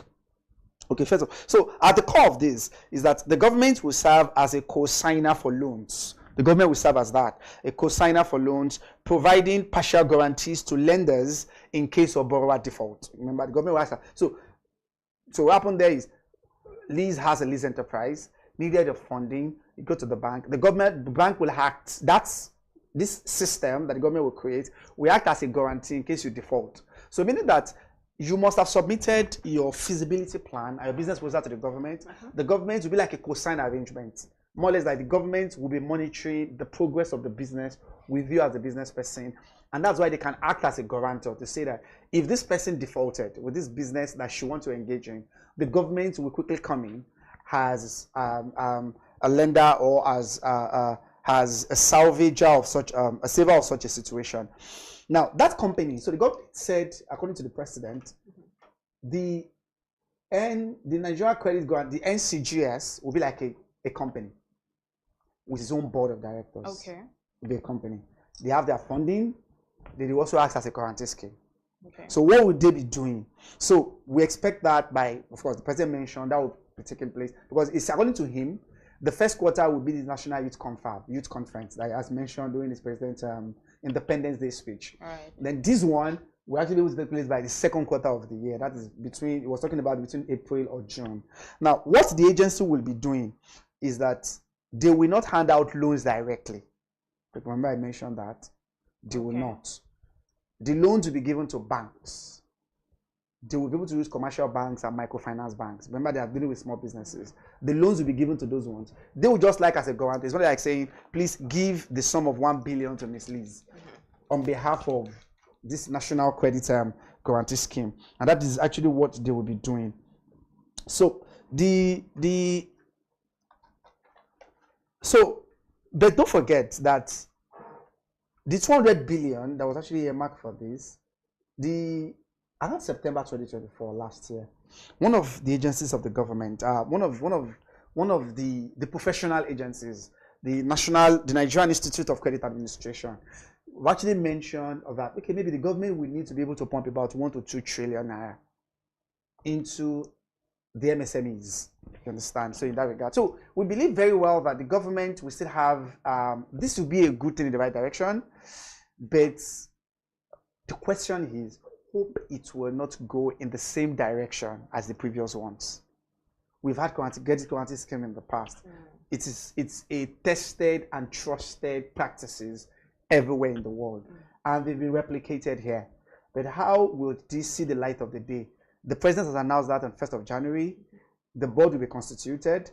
It's supposed to be, we expect it to be able to take off the ground before the end of the second quarter of this year. That is before June this year. Hopefully, let's see how that will be. But that will be a very good lifeline. At least that will actually be able to stimulate most businesses and give them enough funding to be able to continue their operations. With a set methodology to carry this out, we'll just keep our fingers crossed and see how. So they've not released the full methodology yet, but yeah, but we are what hopefully we'll just keep our fingers crossed and then just hopefully at least can be how able to that take off goes. Yes. that effect. So I want us to quickly look at this one on the top, the bottom right. It says how Edun inspired over $10 billion inflows into Nigeria. And I think that's really interesting. That one is. You get the full scoop on page 30 of the Business Day newspaper written by Eniola Olatunji. It says how Edu inspired over $10 billion inflows into Nigeria. And to go on here, it says that he had mentioned that the country would see a 10 billion inflow into the economy in weeks to ease the pressure. Have you mentioned that in 2023 initially? October 2023. Okay. And at the spring meeting of the IMF, then he mentioned that, and then. So getting I think about $9.09 billion was eventually what. So remember Wale Edun, the coordinating minister of the economy, and the minister of finance promised that at the spring meeting in 2023, the Washington October 2023 exactly. That 2024 we see more foreign inflows, and then. I think a lot of factors points to that, because one of the things that they released towards December was to show the gains of President Tinubu's foreign travels. Okay. They were able to mention how much they got from the Saudi, from France, and eventually I think they mentioned Saudi and France as two notable deals that they were able to struck around last year. So. Then, in addition to some of the loans that they got from World Bank and those that they actually be able to get from other multilateral agencies, but the questions that they actually be able to beg there was that point in time. The questions that people still ask is some of these, because the government also be able to use some of them in the form of bonds that I think we spoke about earlier. That the government also be able to raise, when we able to have them together, and loans that we get. So the question they ask him when they release all these gains is that some of these investments are coming. Are they being channeled to the right portfolios that they were meant for? Are they? The questioners, the journalists that were there actually be able to mention that. So some of these investments that they actually got, the Saudi Arabia investment, the one from France that is signed. In fact, notable businessmen went with him, were on the entourage of the president who signed some of those deals. So I think we're able to add them together. So I think looking at these, according to the Euro bond was $2.2 billion. They got domestic dollar bond of $2 billion program. That was in July. The Saudi Arabia investment was about $1.24 billion. That they actually got as well. So adding all this together, I think the Brazil investment, thank you. I think the Brazil was what I was looking at. So there was some agreement with the meat packers. Remember some of these because Brazil and Uruguay have some of the biggest meat industry in the world. So they signed particular deals with them, and then the implication is that some of those things will take effect during this first quarter of the year. But that was what the Minister of Finance said. So they got this. And the question they ask him then is, how much are we expecting this year? Because I know he laughed that off. That are we expecting that amount to be able to double from foreign investment this year? Perhaps. and it was like, let's be on the lookout, and we'll see a lot of other gains that the president visit will actually be able to attract this year. So the president is also be able to go to some other countries. I think he mentioned recently about the Germany agreement that they're likely going to be able to have, and that could enable them to be able to go out with their activities. And lastly, maybe because that's so they're actually lending credence to the fact that unlike president administrations, they're not going to the central bank to be able to demand for most of all this investment, bilateral investment, bilateral relationship is allowing them to be able to go about their businesses without having to be able to dip their hands in some of these institutions. Yeah, to catch up more, to find out more on this story, you can go to page 30 of the Business Day newspaper. And this is one of the reasons why you should be reading the Business Day newspaper, because you have in-depth analysis, in-depth stories, and then you just broaden your horizon and just keep learning and educating yourself. So to read more on these stories, so many informative stories here on the Business Day newspaper, you need to grab a copy of the Business Day newspaper and read up. Thank you for staying with us on our newspaper segment today. Do stay with us. We'll be right back after this short break for Nigeria's economic outlook for 2025.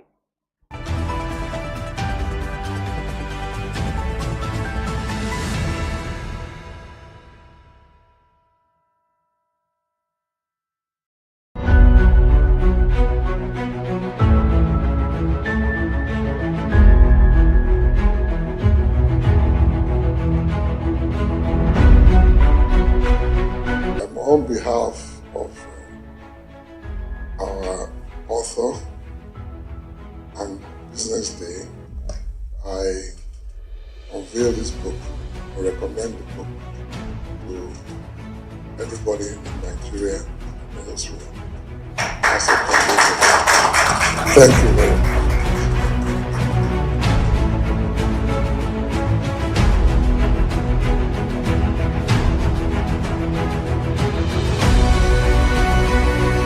I want to congratulate you, Femi, for putting this together. I'd like to thank Frank Agbogu, Business Day, for giving him the platform to do this. I was part of this because our facility was asked to answer questionnaires and fill forms.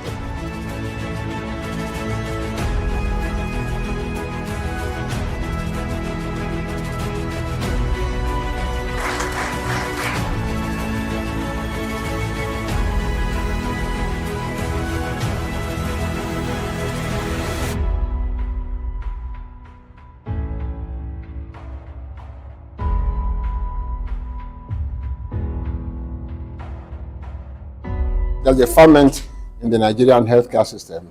There are a lot of challenges, but there are also a lot of opportunities.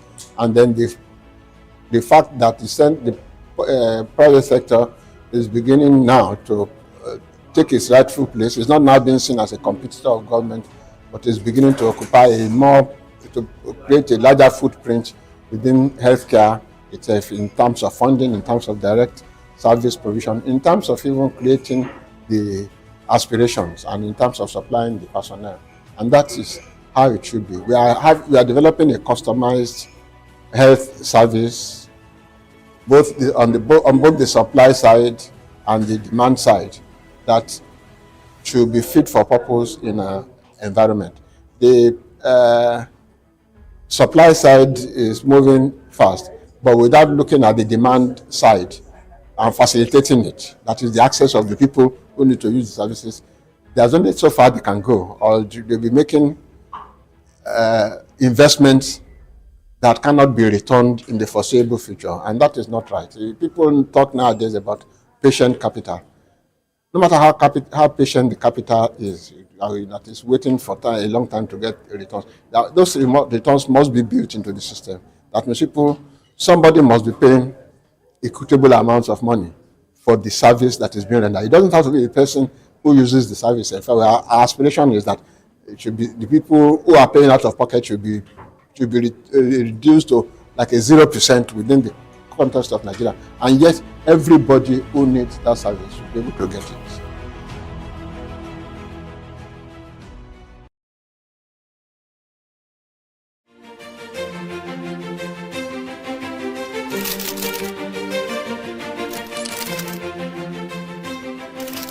am, of course, a great admirer of the impeccable credibility, professionalism, and business savviness of BusinessDay. If you really mean business in Nigeria, start your day with BusinessDay.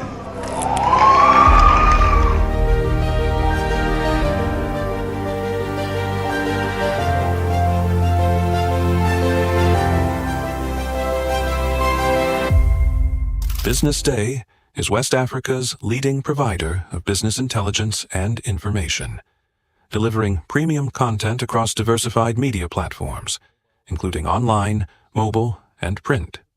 Since its inception in 2001 with a weekly newspaper production, BusinessDay has expanded its reach to provide exclusive content accessible through print, mobile, and online channels.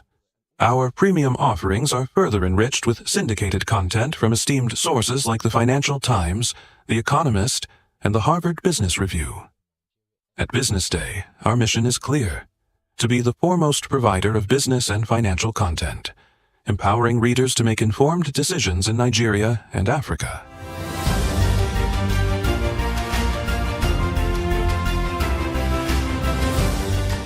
Since our establishment, we have been committed to delivering insightful, relevant, and accurate information about Nigeria's business and finance environment while contextualizing the impact of global events. We monitor the stock market, analyze the companies driving it, and report on government policies and their economic implications. For being consistent in organizing these CEO forums for almost the last 14 years, I think this was a commendation, and I think something that will encourage them to continue. From decoding market trends to dissecting economic shifts, we offer actionable investment ideas and serve as a compass for decision makers navigating complexity. Beyond headlines, BusinessDay fosters discussions on critical economic issues through impactful conferences and events. These platforms bring industry leaders together to share narratives that drive innovation and spark meaningful dialogues. Our events galvanize connections, bridging the gap between inspiration and achievement. For businesses seeking visibility, our strong digital presence offers unparalleled opportunities, with millions of followers across social media and a dynamic website attracting visitors from within and outside Nigeria. BusinessDay is the ideal platform to boost visibility for your products and services.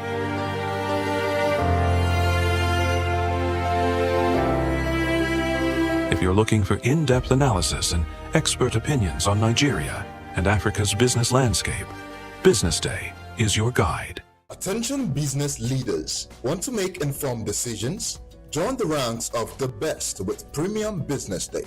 Access in-depth analysis and expert opinions to stay ahead.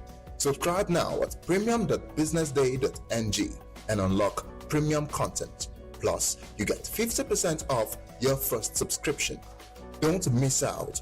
Make smarter choices and seize new opportunities. Sign up now and elevate your business game.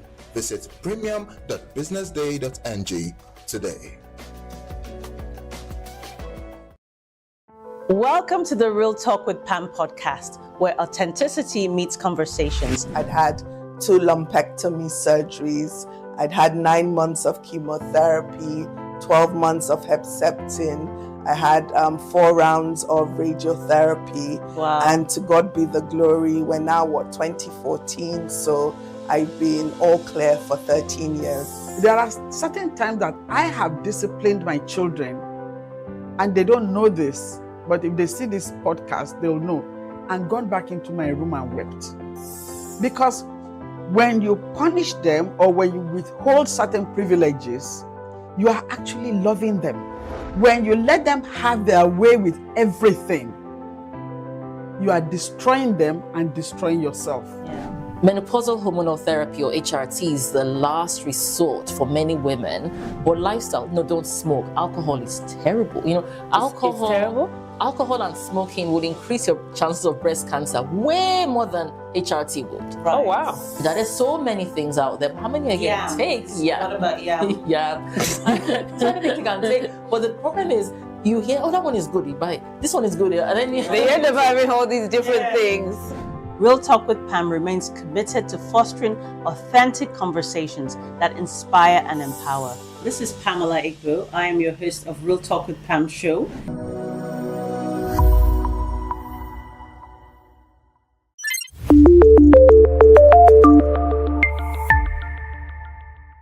President Bola Tinubu outlines key reforms and vision for Nigeria's future amid economic struggles. In his first major media chat, President Bola Ahmed Tinubu shared updates on his government's efforts to address Nigeria's economic and security challenges, responding to criticism regarding the removal of fuel subsidies, tax reforms, and public spending. The president expressed deep sympathy for Nigerians affected by recent tragedies, emphasizing the need for better organization and discipline in charitable initiatives. He encouraged a more structured approach, urging society to adopt more efficient systems when addressing humanitarian needs. It's a very serious and mixed feeling for all of us to lose loved ones. But are we looking at it from organizers' point of view? Or are you looking at it from the goodwill gesture of the people trying to give out whatever they have ancestral? And it's very sad that people are not well organized. We just have to be more disciplined in our society. Tinubu firmly defended the decision to remove the fuel subsidy, calling it an essential step towards securing Nigeria's financial future. He rejected criticism of the suddenness of the policy change, asserting that the country could no longer afford to subsidize fuel at the cost of future generations, stressing that fiscal discipline and long-term planning were necessary for national growth. He also discussed Nigeria's efforts to manage debt more effectively and invest in infrastructure projects that would benefit the country for years to come. The president provided a roadmap to tackle Nigeria's high inflation rate, which currently stands at 34%, with a target of bringing it down to 15% by 2025. He highlighted initiatives to boost local production, support farmers, and encourage agricultural expansion, underscoring the importance of mechanized farming to enhance agricultural productivity. On the issue of corruption, President Tinubu expressed confidence in the ongoing efforts to tackle corruption through transparency and accountability. He highlighted the increase in public financial reporting and the strengthening of public sector reforms. He also defended the size of his cabinet, responding to criticisms that it was too large. The country is vast and the needs are significant, he explained, emphasizing that an efficient and well-structured government was necessary to address these needs. Acknowledging Nigeria's security challenges, particularly the conflicts between farmers and herders, the president noted that progress was being made in addressing these issues. He revealed that his government was prioritizing the growth of Nigeria's livestock sector, with major foreign investments aimed at turning livestock farming into a more profitable industry. We have the land, the livestock, and the opportunity to turn this sector into a source of prosperity, he stated. He also reassured Nigerians that the security situation was improving and that efforts were underway to strengthen the country's security architecture. On the matter of tax reforms, Tinubu defended the need for changes to Nigeria's tax system, particularly the increase in VAT. He acknowledged the concerns raised but argued that such reforms were necessary to modernize the country's tax structures, though he indicated that the government would continue to consult with stakeholders to address concerns and ensure fairness.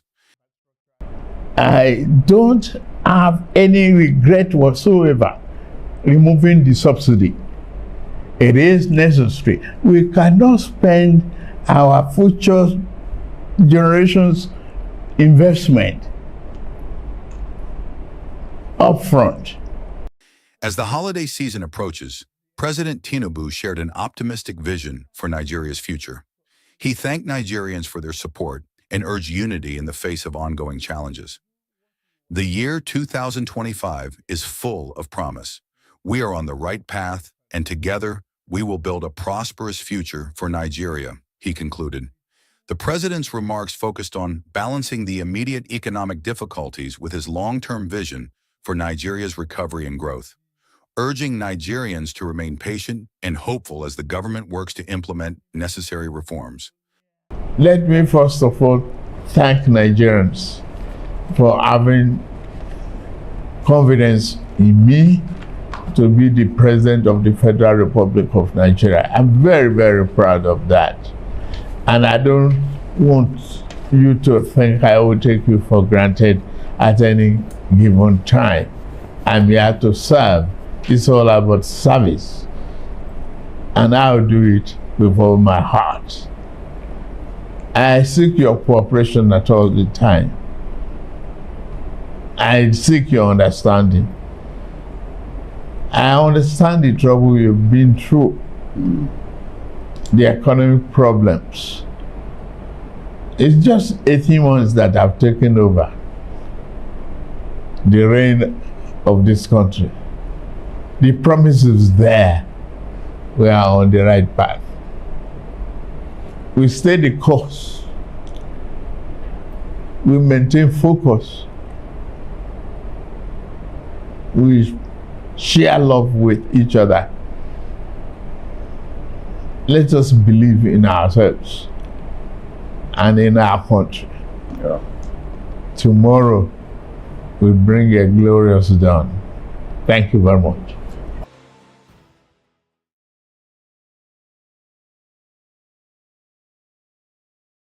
Attention business leaders. Want to make informed decisions? Join the ranks of the best with Premium Business Day. Access in-depth analysis and expert opinions to stay ahead. Subscribe now at premium.businessday.ng and unlock premium content. Plus, you get 50% off your first subscription. Don't miss out. Make smarter choices and seize new opportunities. Sign up now and elevate your business game.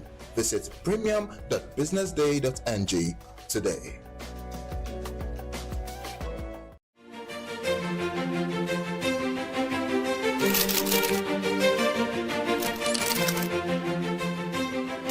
I am, of course, a great admirer of the impeccable credibility, professionalism, and business savviness of BusinessDay. If you really mean business in Nigeria, start your day with BusinessDay.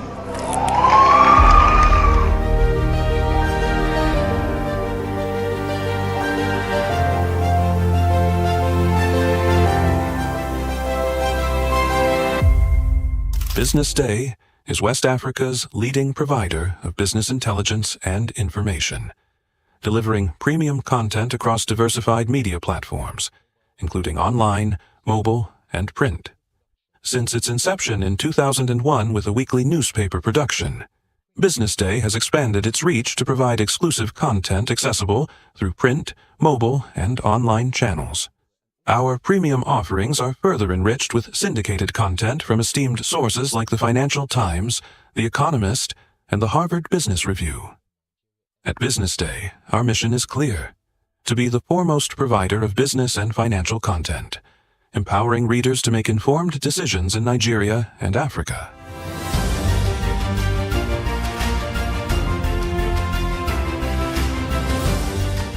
Since our establishment, we have been committed to delivering insightful, relevant, and accurate information about Nigeria's business and finance environment, while contextualizing the impact of global events. We monitor the stock market, analyze the companies driving it, and report on government policies and their economic implications. For being consistent in organizing these CEO forums for almost the last 14 years, I think this was a commendation, and I think something that will encourage them to continue. From decoding market trends to dissecting economic shifts, we offer actionable investment ideas and serve as a compass for decision makers navigating complexity. Beyond headlines, BusinessDay fosters discussions on critical economic.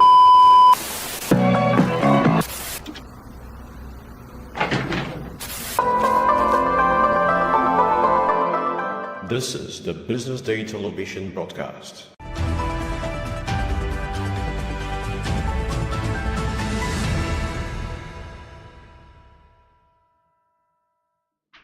Thank you for staying with us on the BDTV Breakfast Show. My name is Elizabeth, and this is the year 2025 Outlook Preview. We'll be talking about some of the trends and stories to keep an eye on as we ease into 2025. Joining me this morning is the editor of Business Day, Mr. Tayo Fagole, alongside Ngozi Ekugo, our labor market analyst, and Mr. Zebulon Agomo, the political editor at Business Day. Welcome. Thank you very much. Thank you very much. First, let me start by saying Happy New Year. Happy New Year. How was the holiday? Did you have a holiday? And how are you excited for the new year? Yeah, everything that is keeping every Nigerian is hope.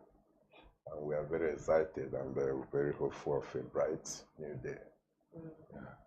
I would say maybe, probably we've seen we've put some of the worst behind us, and I think a new year, a new start, I think that also gives some kind of a new beginning, a new go at those things. Hopefully, as I said, the things that we feared most or we worried about the most are in the past now. Okay.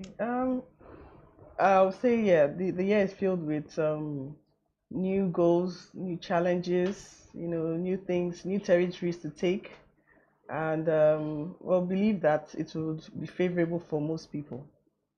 Absolutely. So let's start with the conversation for today. We're talking about the economic outlook for the year 2025. Last year was a very interesting year. Different reforms took place, starting from the fuel subsidy removal to foreign exchange reforms to all of those reforms. 3 precise reforms. But this year, everyone is wondering, okay, so what's this year going to be like? From your part, from where you stand, Mr. Zebulon, where do you see Nigeria going in terms of economically in the year 2025? Yeah, thank you so very much. Last year was rough for citizens and even for the government itself. And for government, it was as if they were just trying a lot of things to see how to navigate the terrain. And for the citizens, it was also a rough time because some of the reforms that you have mentioned that the federal government embarked on that were intended to bring the desired result did not come out as expected. For instance, on the 29th of May, during the inauguration of the president, when he said that subsidy was gone, from that point, Nigerians began to feel it. At that point, and from that point, the petroleum products prices jumped. And up till now, we are still suffering the effect. Was that decision wrong in itself? No. Because every Nigerian believed that subsidy removal must happen at a point. And the president took it on his stride to remove it. We all listened to the campaigns of the leading presidential candidates in 2023. Each and every one of them said the subsidy must be removed. And they said they were going to remove it. But what we didn't know was how it was going to come and when it was going to happen. It came eventually, and what Nigerians expect up till this moment is that the money that was supposed to have been saved, or whatever that was supposed to have been saved from that removal, should begin to impact their lives more positively. If we said the subsidy was only favoring a certain class of Nigerians, and now you have removed it so that every Nigerian will benefit. And we saw what happened last year. People were barely finding it easy to even put food on their table. So this time around, in the new year, I expect the federal government to look critically at ways of ensuring that the monies saved from this subsidy removal will begin to impact the citizenry positively. Naira was the Naira to the exchange rate reform was also a positive step the CBN took. You know, that because no country will expect its currency just to have a free fall. At a point, the CBN put its feet down to say, no, we have to take a step so that our naira will not be a laughing stock on the international scene. Although that may not have worked the way the CBN planned it, but it was a commendable step. We are not out of the wood yet.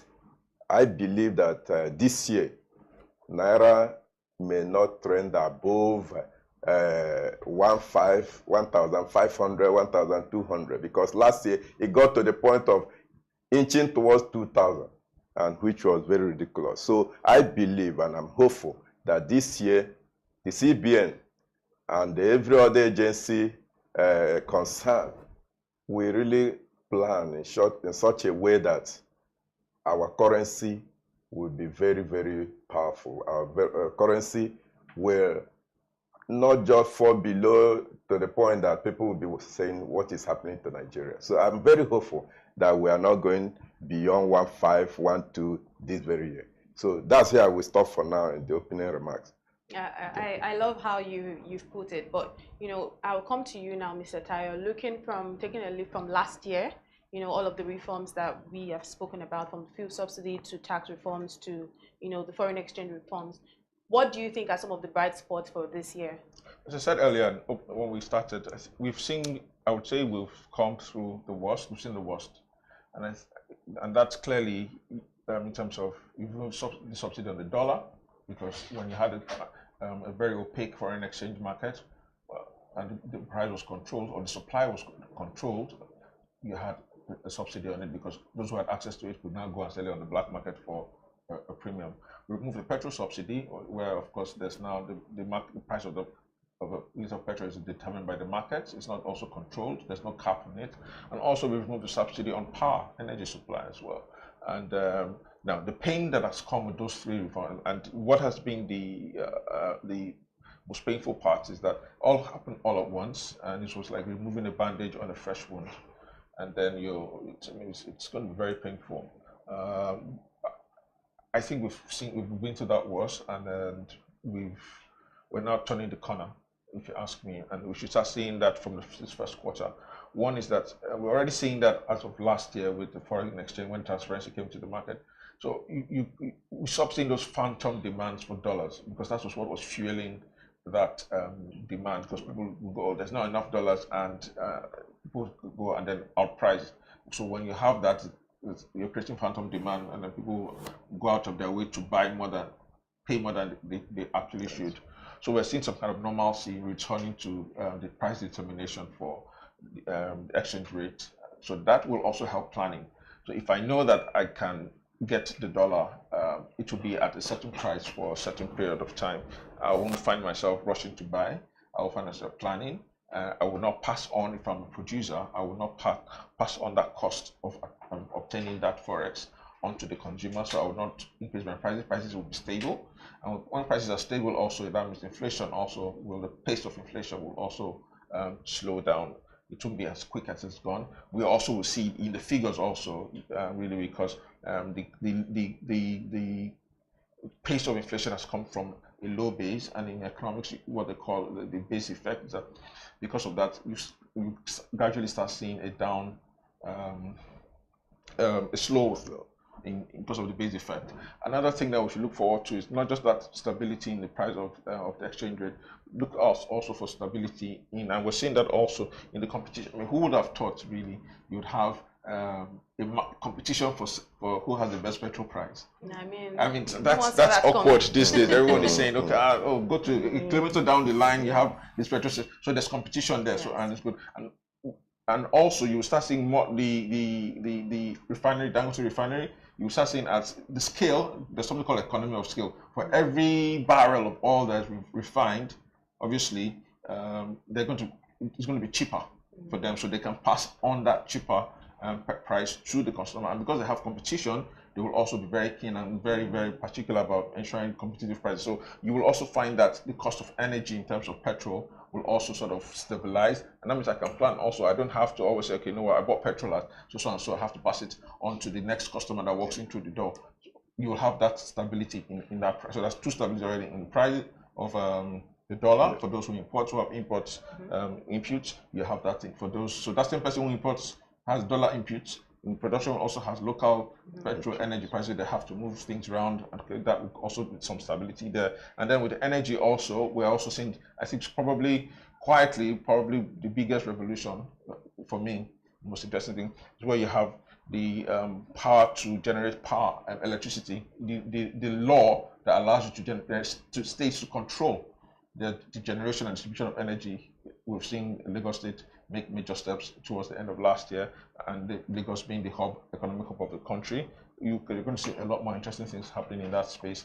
And once there's competition, really, so I think you're going to be, the subsidies allowed a lot of, in economics it's called on excessive rent, really. A lot of people seeking rent, all they have to do is just get that license or get that dollar, sell it at this price, and I'm not productive. So you have to be more productive to be competitive. You have to find the least cost production.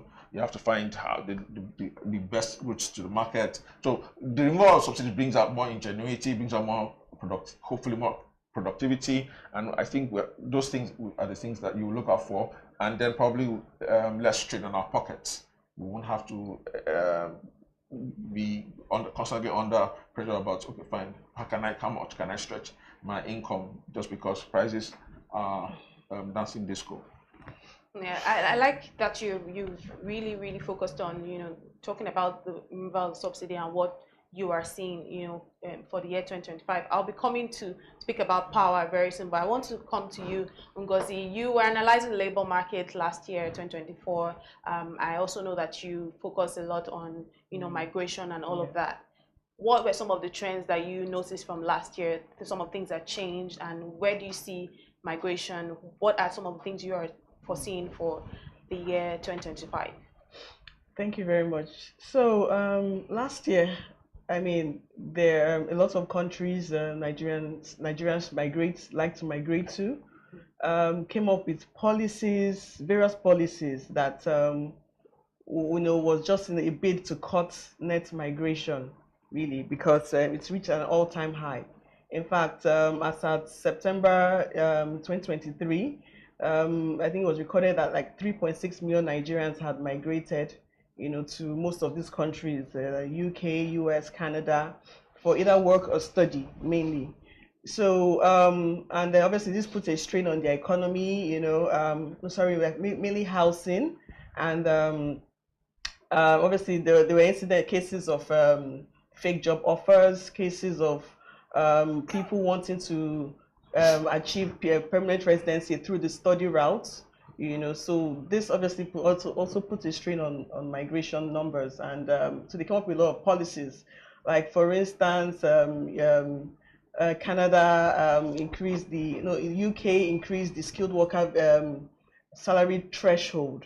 So in other words, if you get an offer, I mean, if you need to migrate to the UK through the skilled worker visa, you will need to earn a minimum of a certain amount, and obviously it's not that easy, it's almost doubled. It was almost double, you understand. And then also, there were cases of people moving to the US, Canada for study, and then there's this spouse work permits where you could take your spouse, your dependents, with you.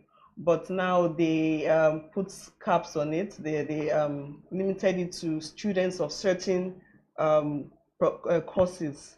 So I think it was mainly limited to courses in the STEM fields and medical sciences, and then care workers, because yes, we saw a lot of people migrating to UK and Canada under the care worker visa, you understand, and then they came with their dependents. So now it has been stopped. So a lot of policies were announced in April, so like first, second quarter of last year. So now it's going to obviously now reflect this year. We're now probably going to see obviously a drop in numbers to these countries, but it's looking like there will be a shift to some other countries like maybe Germany, because Germany has come up with interesting migration routes, and some of the EU countries. Some of the EU countries, not all, but some of them. For now, that's for now. Thank you very much. So we will be looking at some of the talking about the presidential budget right now. So Nigeria's outlook in 2025 is heavily dependent on the projections captured in the 2025 budget presented by President Bola Tinubu to the joint session of the National Assembly on Wednesday, December 18, 2024. Tinubu's 47.9 trillion naira budget, titled Budget of Restoration, Securing Peace, Rebuilding and Prosperity, is targeted at protecting Nigerians and the nation's territory while improving infrastructure, health, and education outcomes. According to the budget details seen by BusinessDay, defense and security took 4.91 trillion naira, while infrastructure was allotted 4.6 trillion naira. Health and education, which are pillars of the human capital, took 2.48 trillion naira and 3.52 trillion naira respectively. In the month, the presidential media chat took place at his residence in Ikoyi, highlighting his administration's achievement and his 2025 outlook. In the era of security, President Tinubu expressed confidence in the security architecture, stating that he has no reason to sack or probe his security chiefs. About the fuel subsidy, he declared that he has no regret removing the fuel subsidy and insisted that his controversial tax reforms had come to stay. Talking about his tax reforms, Tinubu mentioned that the government might be open to negotiation on the aspect of tax reforms dealing with value-added tax. In the media chat, he assured Nigerians that 2025 would usher in economic prosperity and growth, emphasizing that he understands the plight of the people. And despite spiraling inflation, President Tinubu says he did not believe in price controls and that the market should be supplied, allowing the forces of demand and supply to determine prices. And in its parting words, President Tinubu urged Nigerians to believe in his government, saying that the administration is on the right path and marks a glorious dawn for Nigeria. And of course, we're seeing that in 2025, restrictive migration policies in traditional destinations like the UK and Canada, just like you've mentioned, will drive Nigerians to explore emerging opportunities in Europe and other regions offering more inclusive visa and work permit. But I would ask you, Mr. Zebulon, what are your thoughts on President Tinubu's 2025 budget and the allocations the various allocations that he's made? Thank you so very much. I wouldn't know if you read one of our cover stories yesterday. We dwelt on how Nigerians felt, what they are thinking about the budget. The envelope may be huge in terms of the total package. When you begin to analyze the figures to individual agencies and ministries as you have listed, what people are asking is that the government must be very, very intentional in implementing those budgets to the letter, because the figures are huge. The areas of focus, as we noted yesterday, should be human capital development, education, and education, job creation. We've talked about defense and insecurity, about 2-point-something trillion or thereabout allocated to that. You and I know in the previous year how the country has suffered serious insecurity and how many Nigerians have been killed. We have written a lot of stories on the effect of this insecurity on farming activities across the country. And I'm very hopeful that with the promises that are being made by the president and those who are in charge of security situation in the country, that we are going to fare better this year, because it will no longer be tolerated that our people are being killed in their farmland, on their farmland, and people are being prevented. And that's the reason we are having a food problem, food insecurity in the country.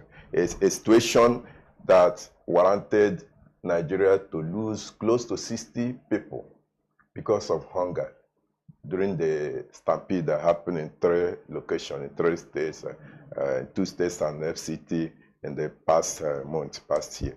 So, you know, if you touch one area, you also, other areas will be affected. We have to ensure that implementation of this budget is holistic. And the president should ensure that these things are not just being written on the paper and glossed over. Those who are saddled with the responsibility of doing 1 or 2 things and to ensure that these budgets are implemented should be brought to task. Their feet should be on fire at all times to ensure that we will no longer, at the end of the year, we begin to say, the budget, look at, we have done 50% of the budget this year, and the year has ended. So, the president, I listened to his media chat, and he was very, very hopeful. And even though people are saying that you have to really give some of the ministers a boot because they are not performing, but he passed a vote of confidence in them and saying it's not about sacking ministers, and I buy that idea. What I expect from him is to say, hey, people are watching you. You have to double your effort. I am hopeful, as I've always said since I came in here, that this year will be far better. You see, we do not want to tolerate a situation where Nigerians will be begging on the streets. Nigeria has since passed that level. 47 point something trillion is a huge sum of money, though our debt profile is very high. And Nigeria is talking about borrowing a huge sum of money to finance some of these things. And I am not against borrowing. What every average Nigerian is against is borrowing and mismanaging what is borrowed, which has been the problem of this country. And I also want to speak on the subnationals. Subnational budgets, the state budgets, is only about 4 states that their budget is up to 1 trillion. Lagos did 3 trillion, Niger State 1.2, Ogun State 1 trillion, Rivers State over 1 trillion. So if you look at that, what is happening in other states? People are doing 500 billion. Over the last 1 year, we had 10 million more Nigerians added to the poverty line. So what would these budgets do to elevate the status of Nigerians in terms of leading them to that Eldorado we are looking for? So for me, the key places we are expecting to see immediate and positive signs. Infrastructure. The federal government has really started doing well on that. If you pass through Lagos-Ibadan Expressway, you see that this period, it used to be a Belgium in that place. But we move around that place, this period, freely. Yes, and some other places, there have been a lot of activity in all those places. So insecurity is as if it's even done yesterday. We want a speedy intervention in that. Then education.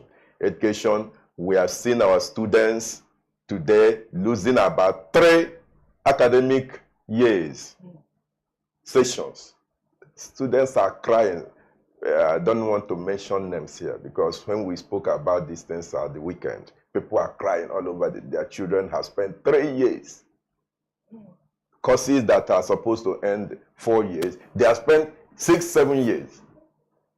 And the universities are saying because of the infrastructure, there are no accommodation to house them, lecture halls and all that. But you can't give excuses. You are wasting the future of these children. So we need the government to put its feet down to ensure that the right things are done in education, in infrastructure, in insecurity, and others. So let me anchor at this point for now. Thank you for your submission. So obviously now the president says that there's going to be free flow, like there's we're not resorting to price controls. How do you see the government addressing this rising inflation without resorting to price controls? Price controls are cost inflation. So I'll ask you, if you were going to sell, and we've been there before. And let's face it, essential commodities, where the government, says, okay, fine, a can of or a tin of milk from now on is going to be at X price. Now, if I have a whole warehouse of that tin of milk, I'm not going to put it on the market, because it's being controlled. Then what do I create? The scarcity is hoarding. Okay, that's some people who are old enough say that's the first time they came across the word hoarding. So I hoard it, and which is what happens. Price control, we've seen it with under petrol. Petrol was hoarded because there was always that fear that the price would be removed. The price was controlled, and because each time they were wondering, will it be removed? People hoarded. Now the price has been removed. There's no hoarding. We reported, the Sunday edition reported that the first time in many Christmases, there was no scarcity, because psychologically, you start tuning in from December to January that there's going to be an increase in prices. That's your major concern in petrol, or the lack of petrol, the scarcity of petrol, because people are hoarding in and just want to take advantage of that new price. But now where the market is, there's no ceiling on the price, there's no cap on the price, it's available. You drive into a petrol station, you buy the liters you want at the price that's available. If you don't, then so I think in economics, controlling the price creates the opposite behavior. If I know it costs me to build, rent control, for instance, okay, fine, I build a property and this is what it cost me. And to recoup my investment, I have to make a yearly, my yearly rental income has to be X, and you're asking me to charge A. I'm not going to put that room on the market. And then, of course, the less rooms that are there on the market, the price control is going to do what? You have a black market. Unilag, you were a student, you went to university, the price of the room was controlled. And what happened? There was scarcity, because people went again to the black market to sell the rooms. So let's be realistic. We've been there, we've been under price control, we've been under, and we have to choose our poisons. What do you want? Scarcity of petrol, long hours in queues, wasted man hours, and then with those risks of keeping petrol in your house and fires, or rather than just at this price, you're driving peacefully, you buy, you don't have to keep at your home, you're not worried about a fire happening overnight. It's available at your demand. So we have to be careful, and I think I commend the president for saying that. I think the subsidies really have been, it's psychologically has affected us. I think that we've come to expect certain things at a giveaway.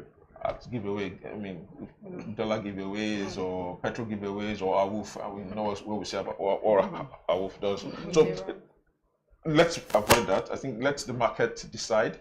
And when the market decides, you see investments, you see productivity, you see innovation, you see ingenuity, and that's what we need. And you will see jobs. Okay, people will create jobs because the market is there, and it's the same thing with when the price of the dollar to the naira was controlled. People found different ways and they abused it. Bitcoin became a source of good and for bad because people started channeling it to funnel money, drugs and crime and all of that. So now there's transparency and there's sanity in the market. So we've been there, and I think we don't want to go back there, really.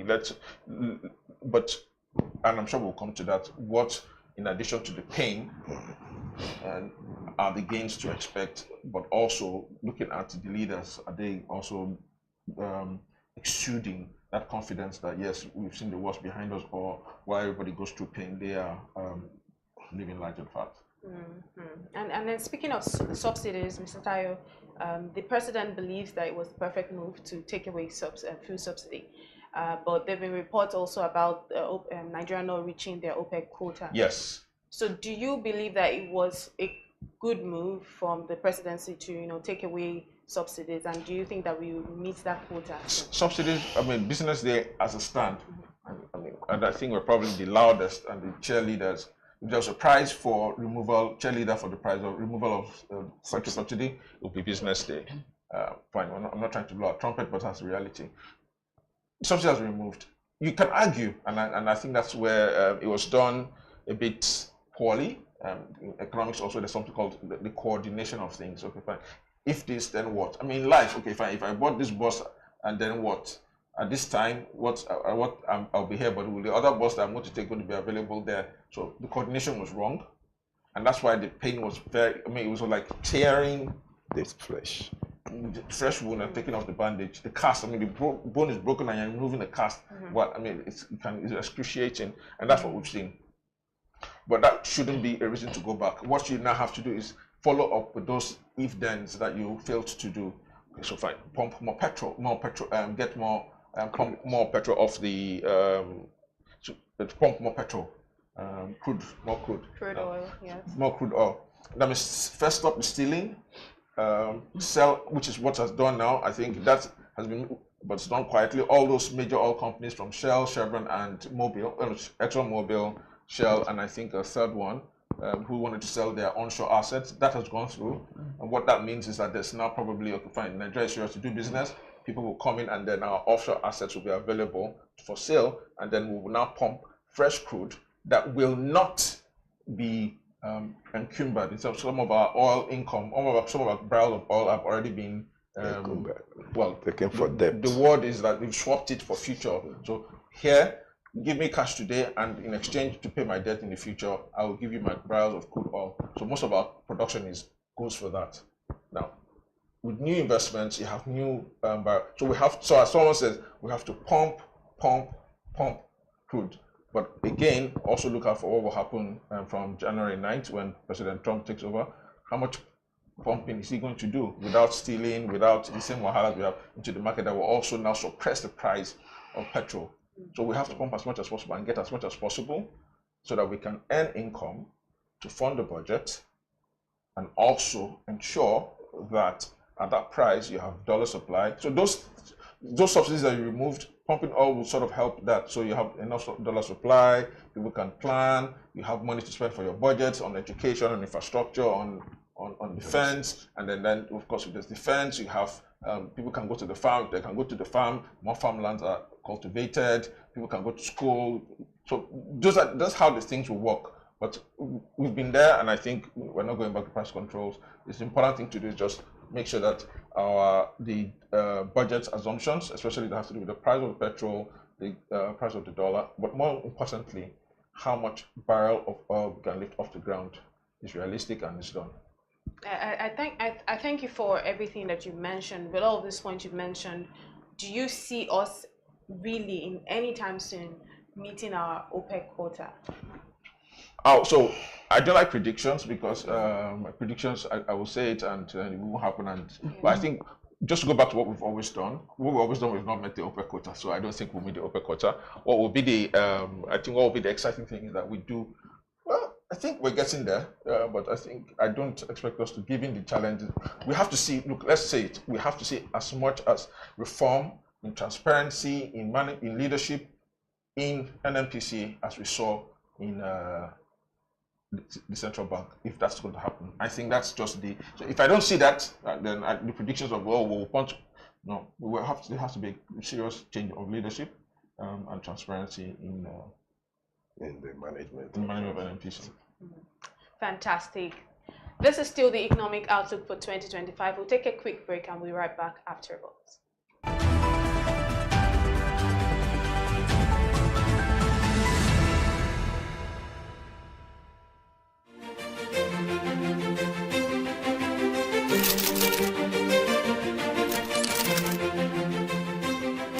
I am, of course, a great admirer of the impeccable credibility, professionalism, and business savviness of BusinessDay.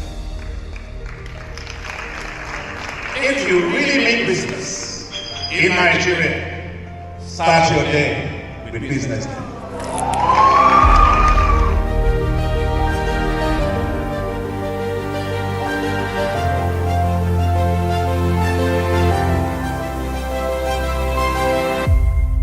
BusinessDay is West Africa's leading provider of business intelligence and information, delivering premium content across diversified media platforms, including online, mobile, and print.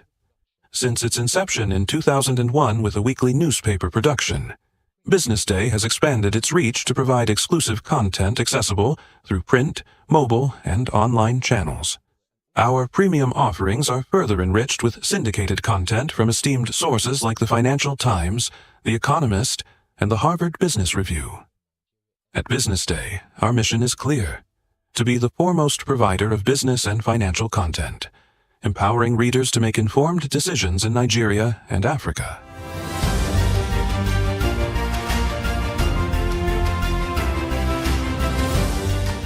Since our establishment, we have been committed to delivering insightful, relevant, and accurate information about Nigeria's business and finance environment, while contextualizing the impact of global events. We monitor the stock market, analyze the companies driving it, and report on government policies and their economic implications. For being consistent in organizing these CEO forums for almost the last 14 years, I think this is worth commendation, and I think something that will encourage them to continue. From decoding market trends to dissecting economic shifts, we offer actionable investment ideas and serve as a compass for decision-makers navigating complexity. Beyond headlines, BusinessDay fosters discussions on critical economic issues through impactful conferences and events. These platforms bring industry leaders together to share narratives that drive innovation and spark meaningful dialogues. Our events galvanize connections, bridging the gap between inspiration and achievement. For businesses seeking visibility, our strong digital presence offers unparalleled opportunities, with millions of followers across social media and a dynamic website attracting visitors from within and outside Nigeria. BusinessDay is the ideal platform to boost visibility for your products and services.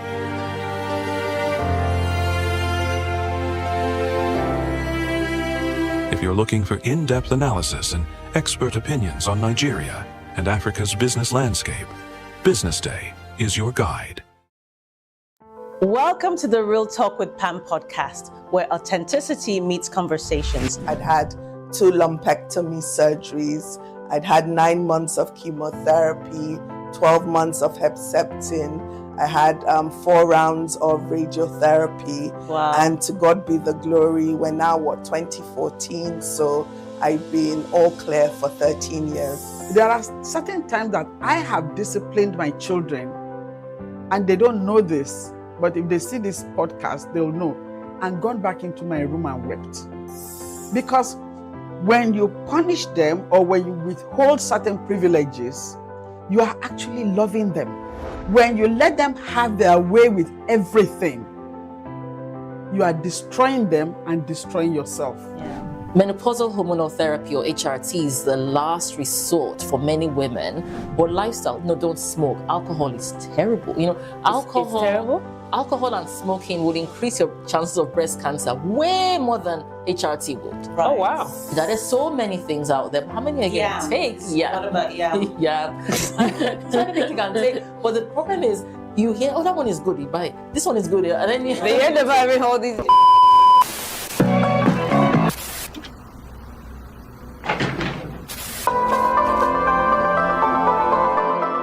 This is the Business Day television broadcast.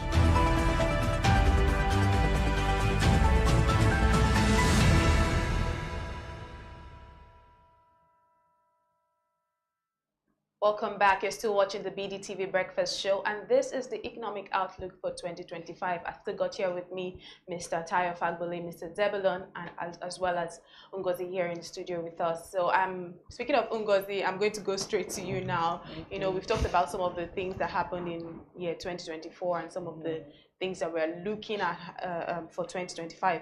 But, can you specifically break down for the United States some of the trends that occurred in terms of people that were migrating to the United States, and how you see that if you were, from your standpoint, if you were to advise, how you'd advise maybe the government to go about some of the policies that they are carrying out to make migration easier for people who might want to migrate to the United States. Okay, thank you. So Last year, I wouldn't say I really saw that influx of people migrating to the United States, because I know since Nigeria was banned from the DV lottery scheme, I don't think there was much focus on the United States, as much as Canada, UK, and the US, sorry, Canada, and the UK. But I know that there's this HB1 visa, work visa, thing that has been going on, and it enables people to get work permits in the United States. Well, I know that now with Donald Trump coming in, so now there's going to be this cap, on migration, especially under that visa plan, under that visa program. And I think that would really limit the number of people that would be moving to the United States. And there's this remote work visa, remote work thing that has been happening. People seek for jobs, abroad, to enable them work remotely. Well, I noticed there was this. Most times when you look at these vacancies, you see for US when you click on it, you see for US residents only. So already that was just it was a subtle way to sort of reduce the number of people coming into the United States. And I think that was also common with Canada as well. There was this restriction on people, especially people from developing countries of the world.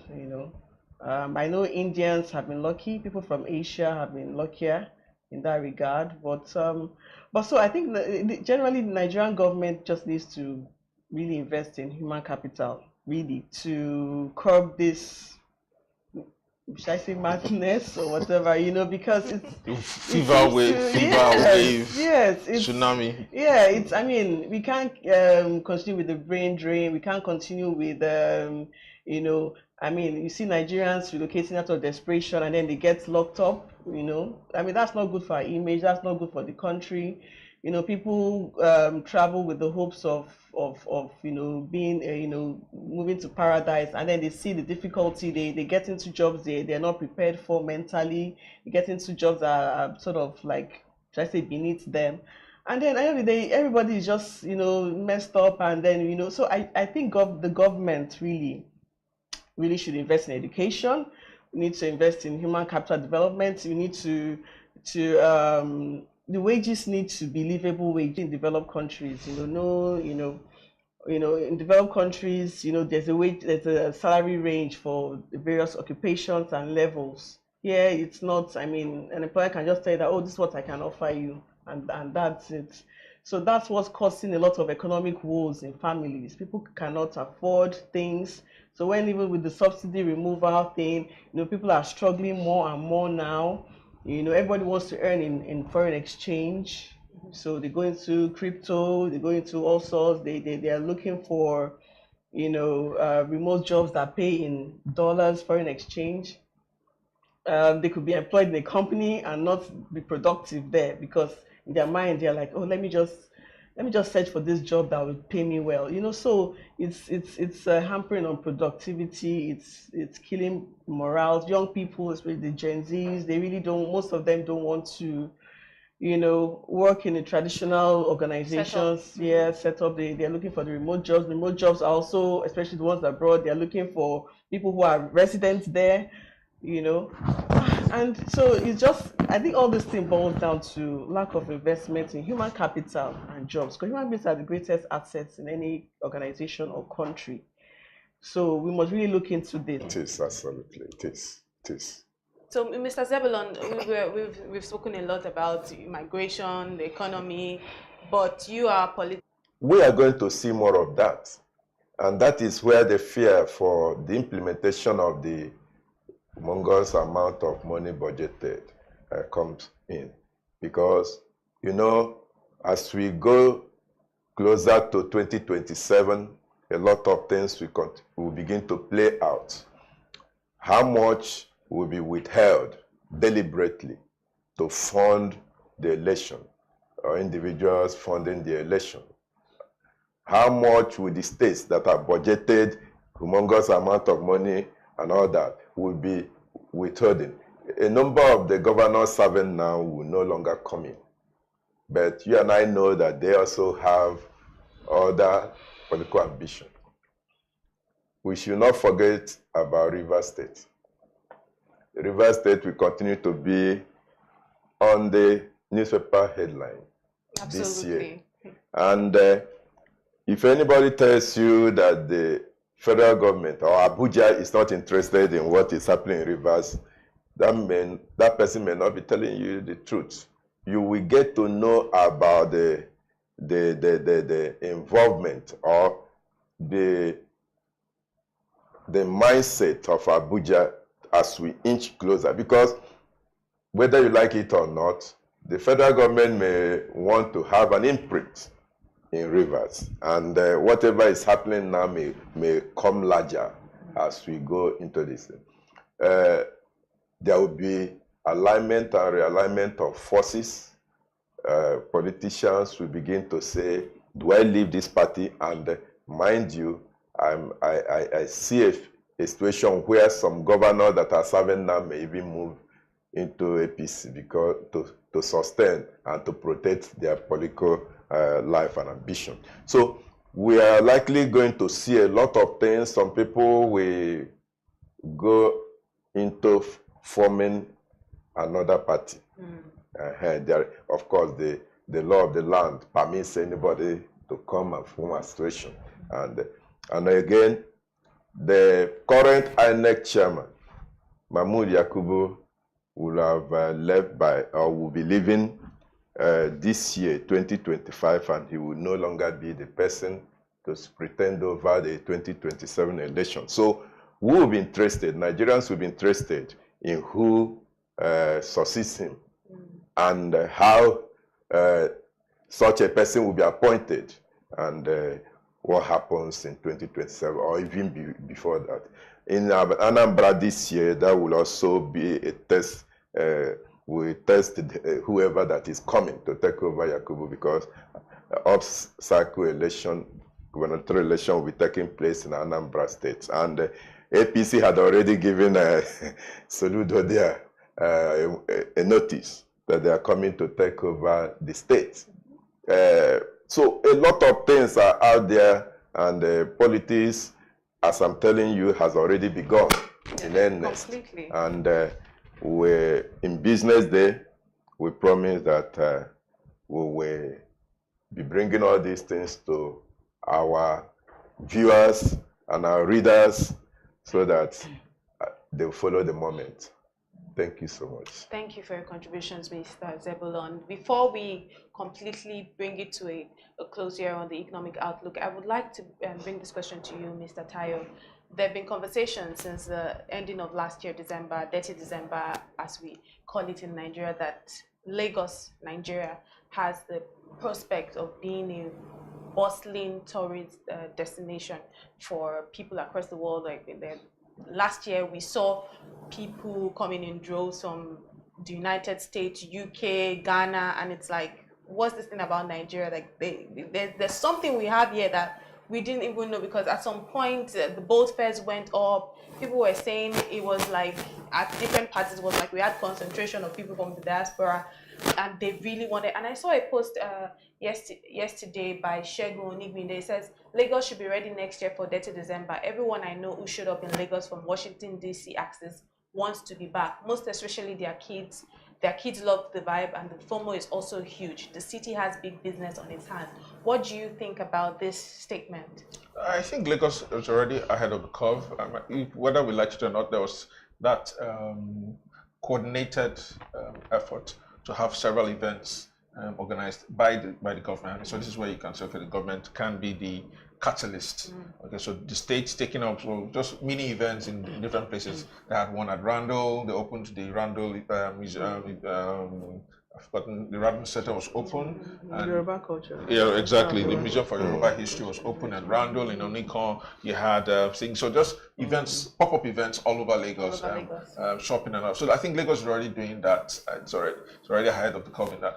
And you also have, again, we had an event last year which was quite revealing about how the likes of a hotel, you have to give it to them. So under one roof, at the hotel for a certain period, you have everything that you want. So amusement for the children, for the parents, all within a walking distance.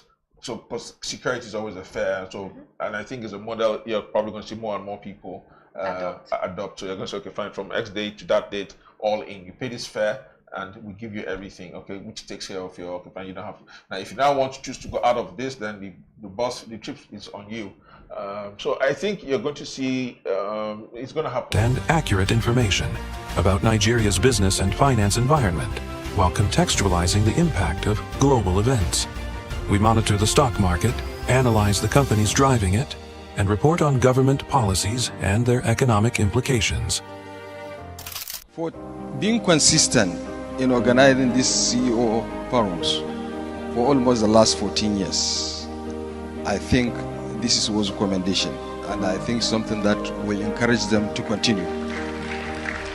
From decoding market trends to dissecting economic shifts, we offer actionable investment. Everyday woman, to be honest. I might have a few celebrities on, a few people who are well known in their field, who are doctors, or I might have an industry person. But predominantly, it's your everyday woman who is going through things, or who wants to just share about what they're doing. So whether you're an entrepreneur or a person who's been through, a bereavement, or been through a health challenge, or have something to say about, what has helped them be the woman that they are today. So it's going to be a plethora, a cornucopia. The first show is going to air second week of January. And hopefully people will connect and basically be inspired, and will get great fellowship. You know what? Tell us precisely. You've spoken to us about, you've just been giving us, it's more like you're just giving us teasers, like the show is going to be about women, shining light on certain conversations. Do you want to just pinpoint certain topics that the viewers should expect? Okay, so far, viewers, we have shot a show on the menopause. For example, we have talked about health and fitness for women, particularly women who are over 50s or in the perimenopause phase. We'll be talking about today, as I speak, I'm on set, we'll be talking about women who've gone through divorce and life after divorce. We'll be talking about people who have gone through bereavement. I'll have entrepreneurs on the show to showcase what they do. We'll be talking about relationships, particularly in the Nigerian context, and we know how that is. There will be no conversation off this table, to be honest, but we just want to be authentic about it. Not sugarcoat it. And nothing is off. Nothing is off the table. We're going to be talking about, dating. We're going to be talking about sex, but not in a sleazy way, obviously. But yeah, real issues that affect real people, flesh and blood. Yes. So how do you feel at the end of every show? So far, so good. You've been able to shoot some episodes. How do you feel?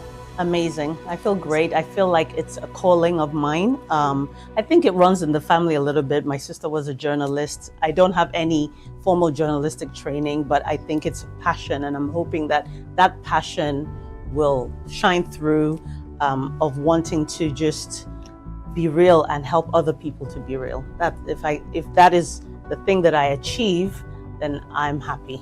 And I think you're doing very great. I think I'm also inspired for, should I be saying this year? Because people will know, like, it's like she's seen a few episodes, because I've seen a few of the episodes that you've done, and they're really amazing. And I can't wait to see how the audience, how the viewers that Real Talk with Pam will get. I can't wait to see how they accept this show.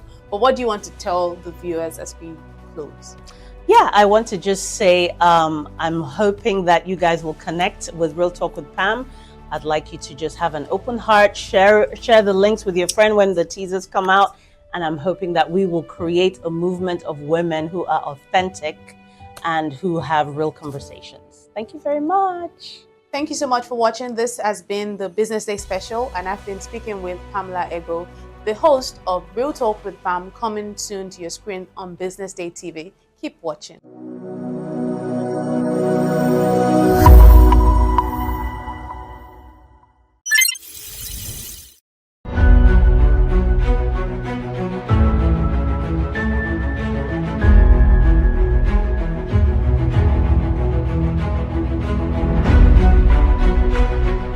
On behalf of our author and Business Day, I unveil this book or recommend the book to Everybody who needs that service should be able to get it.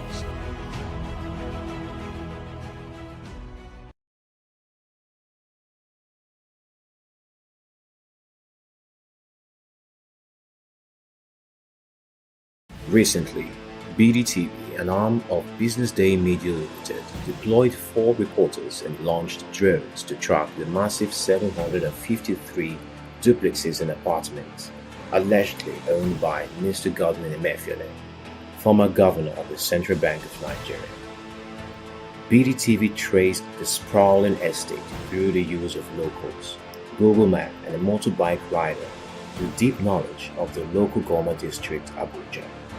The property located on Plot 109, Cadastral Zone C09, local Goma, Abuja, measures 150,462.86 square meters, which is about 150 hectares of land, according to a final forfeiture order obtained by the Economic and Financial Crimes Commission, EFCC, from the Federal Capital Territory High Court in Abuja.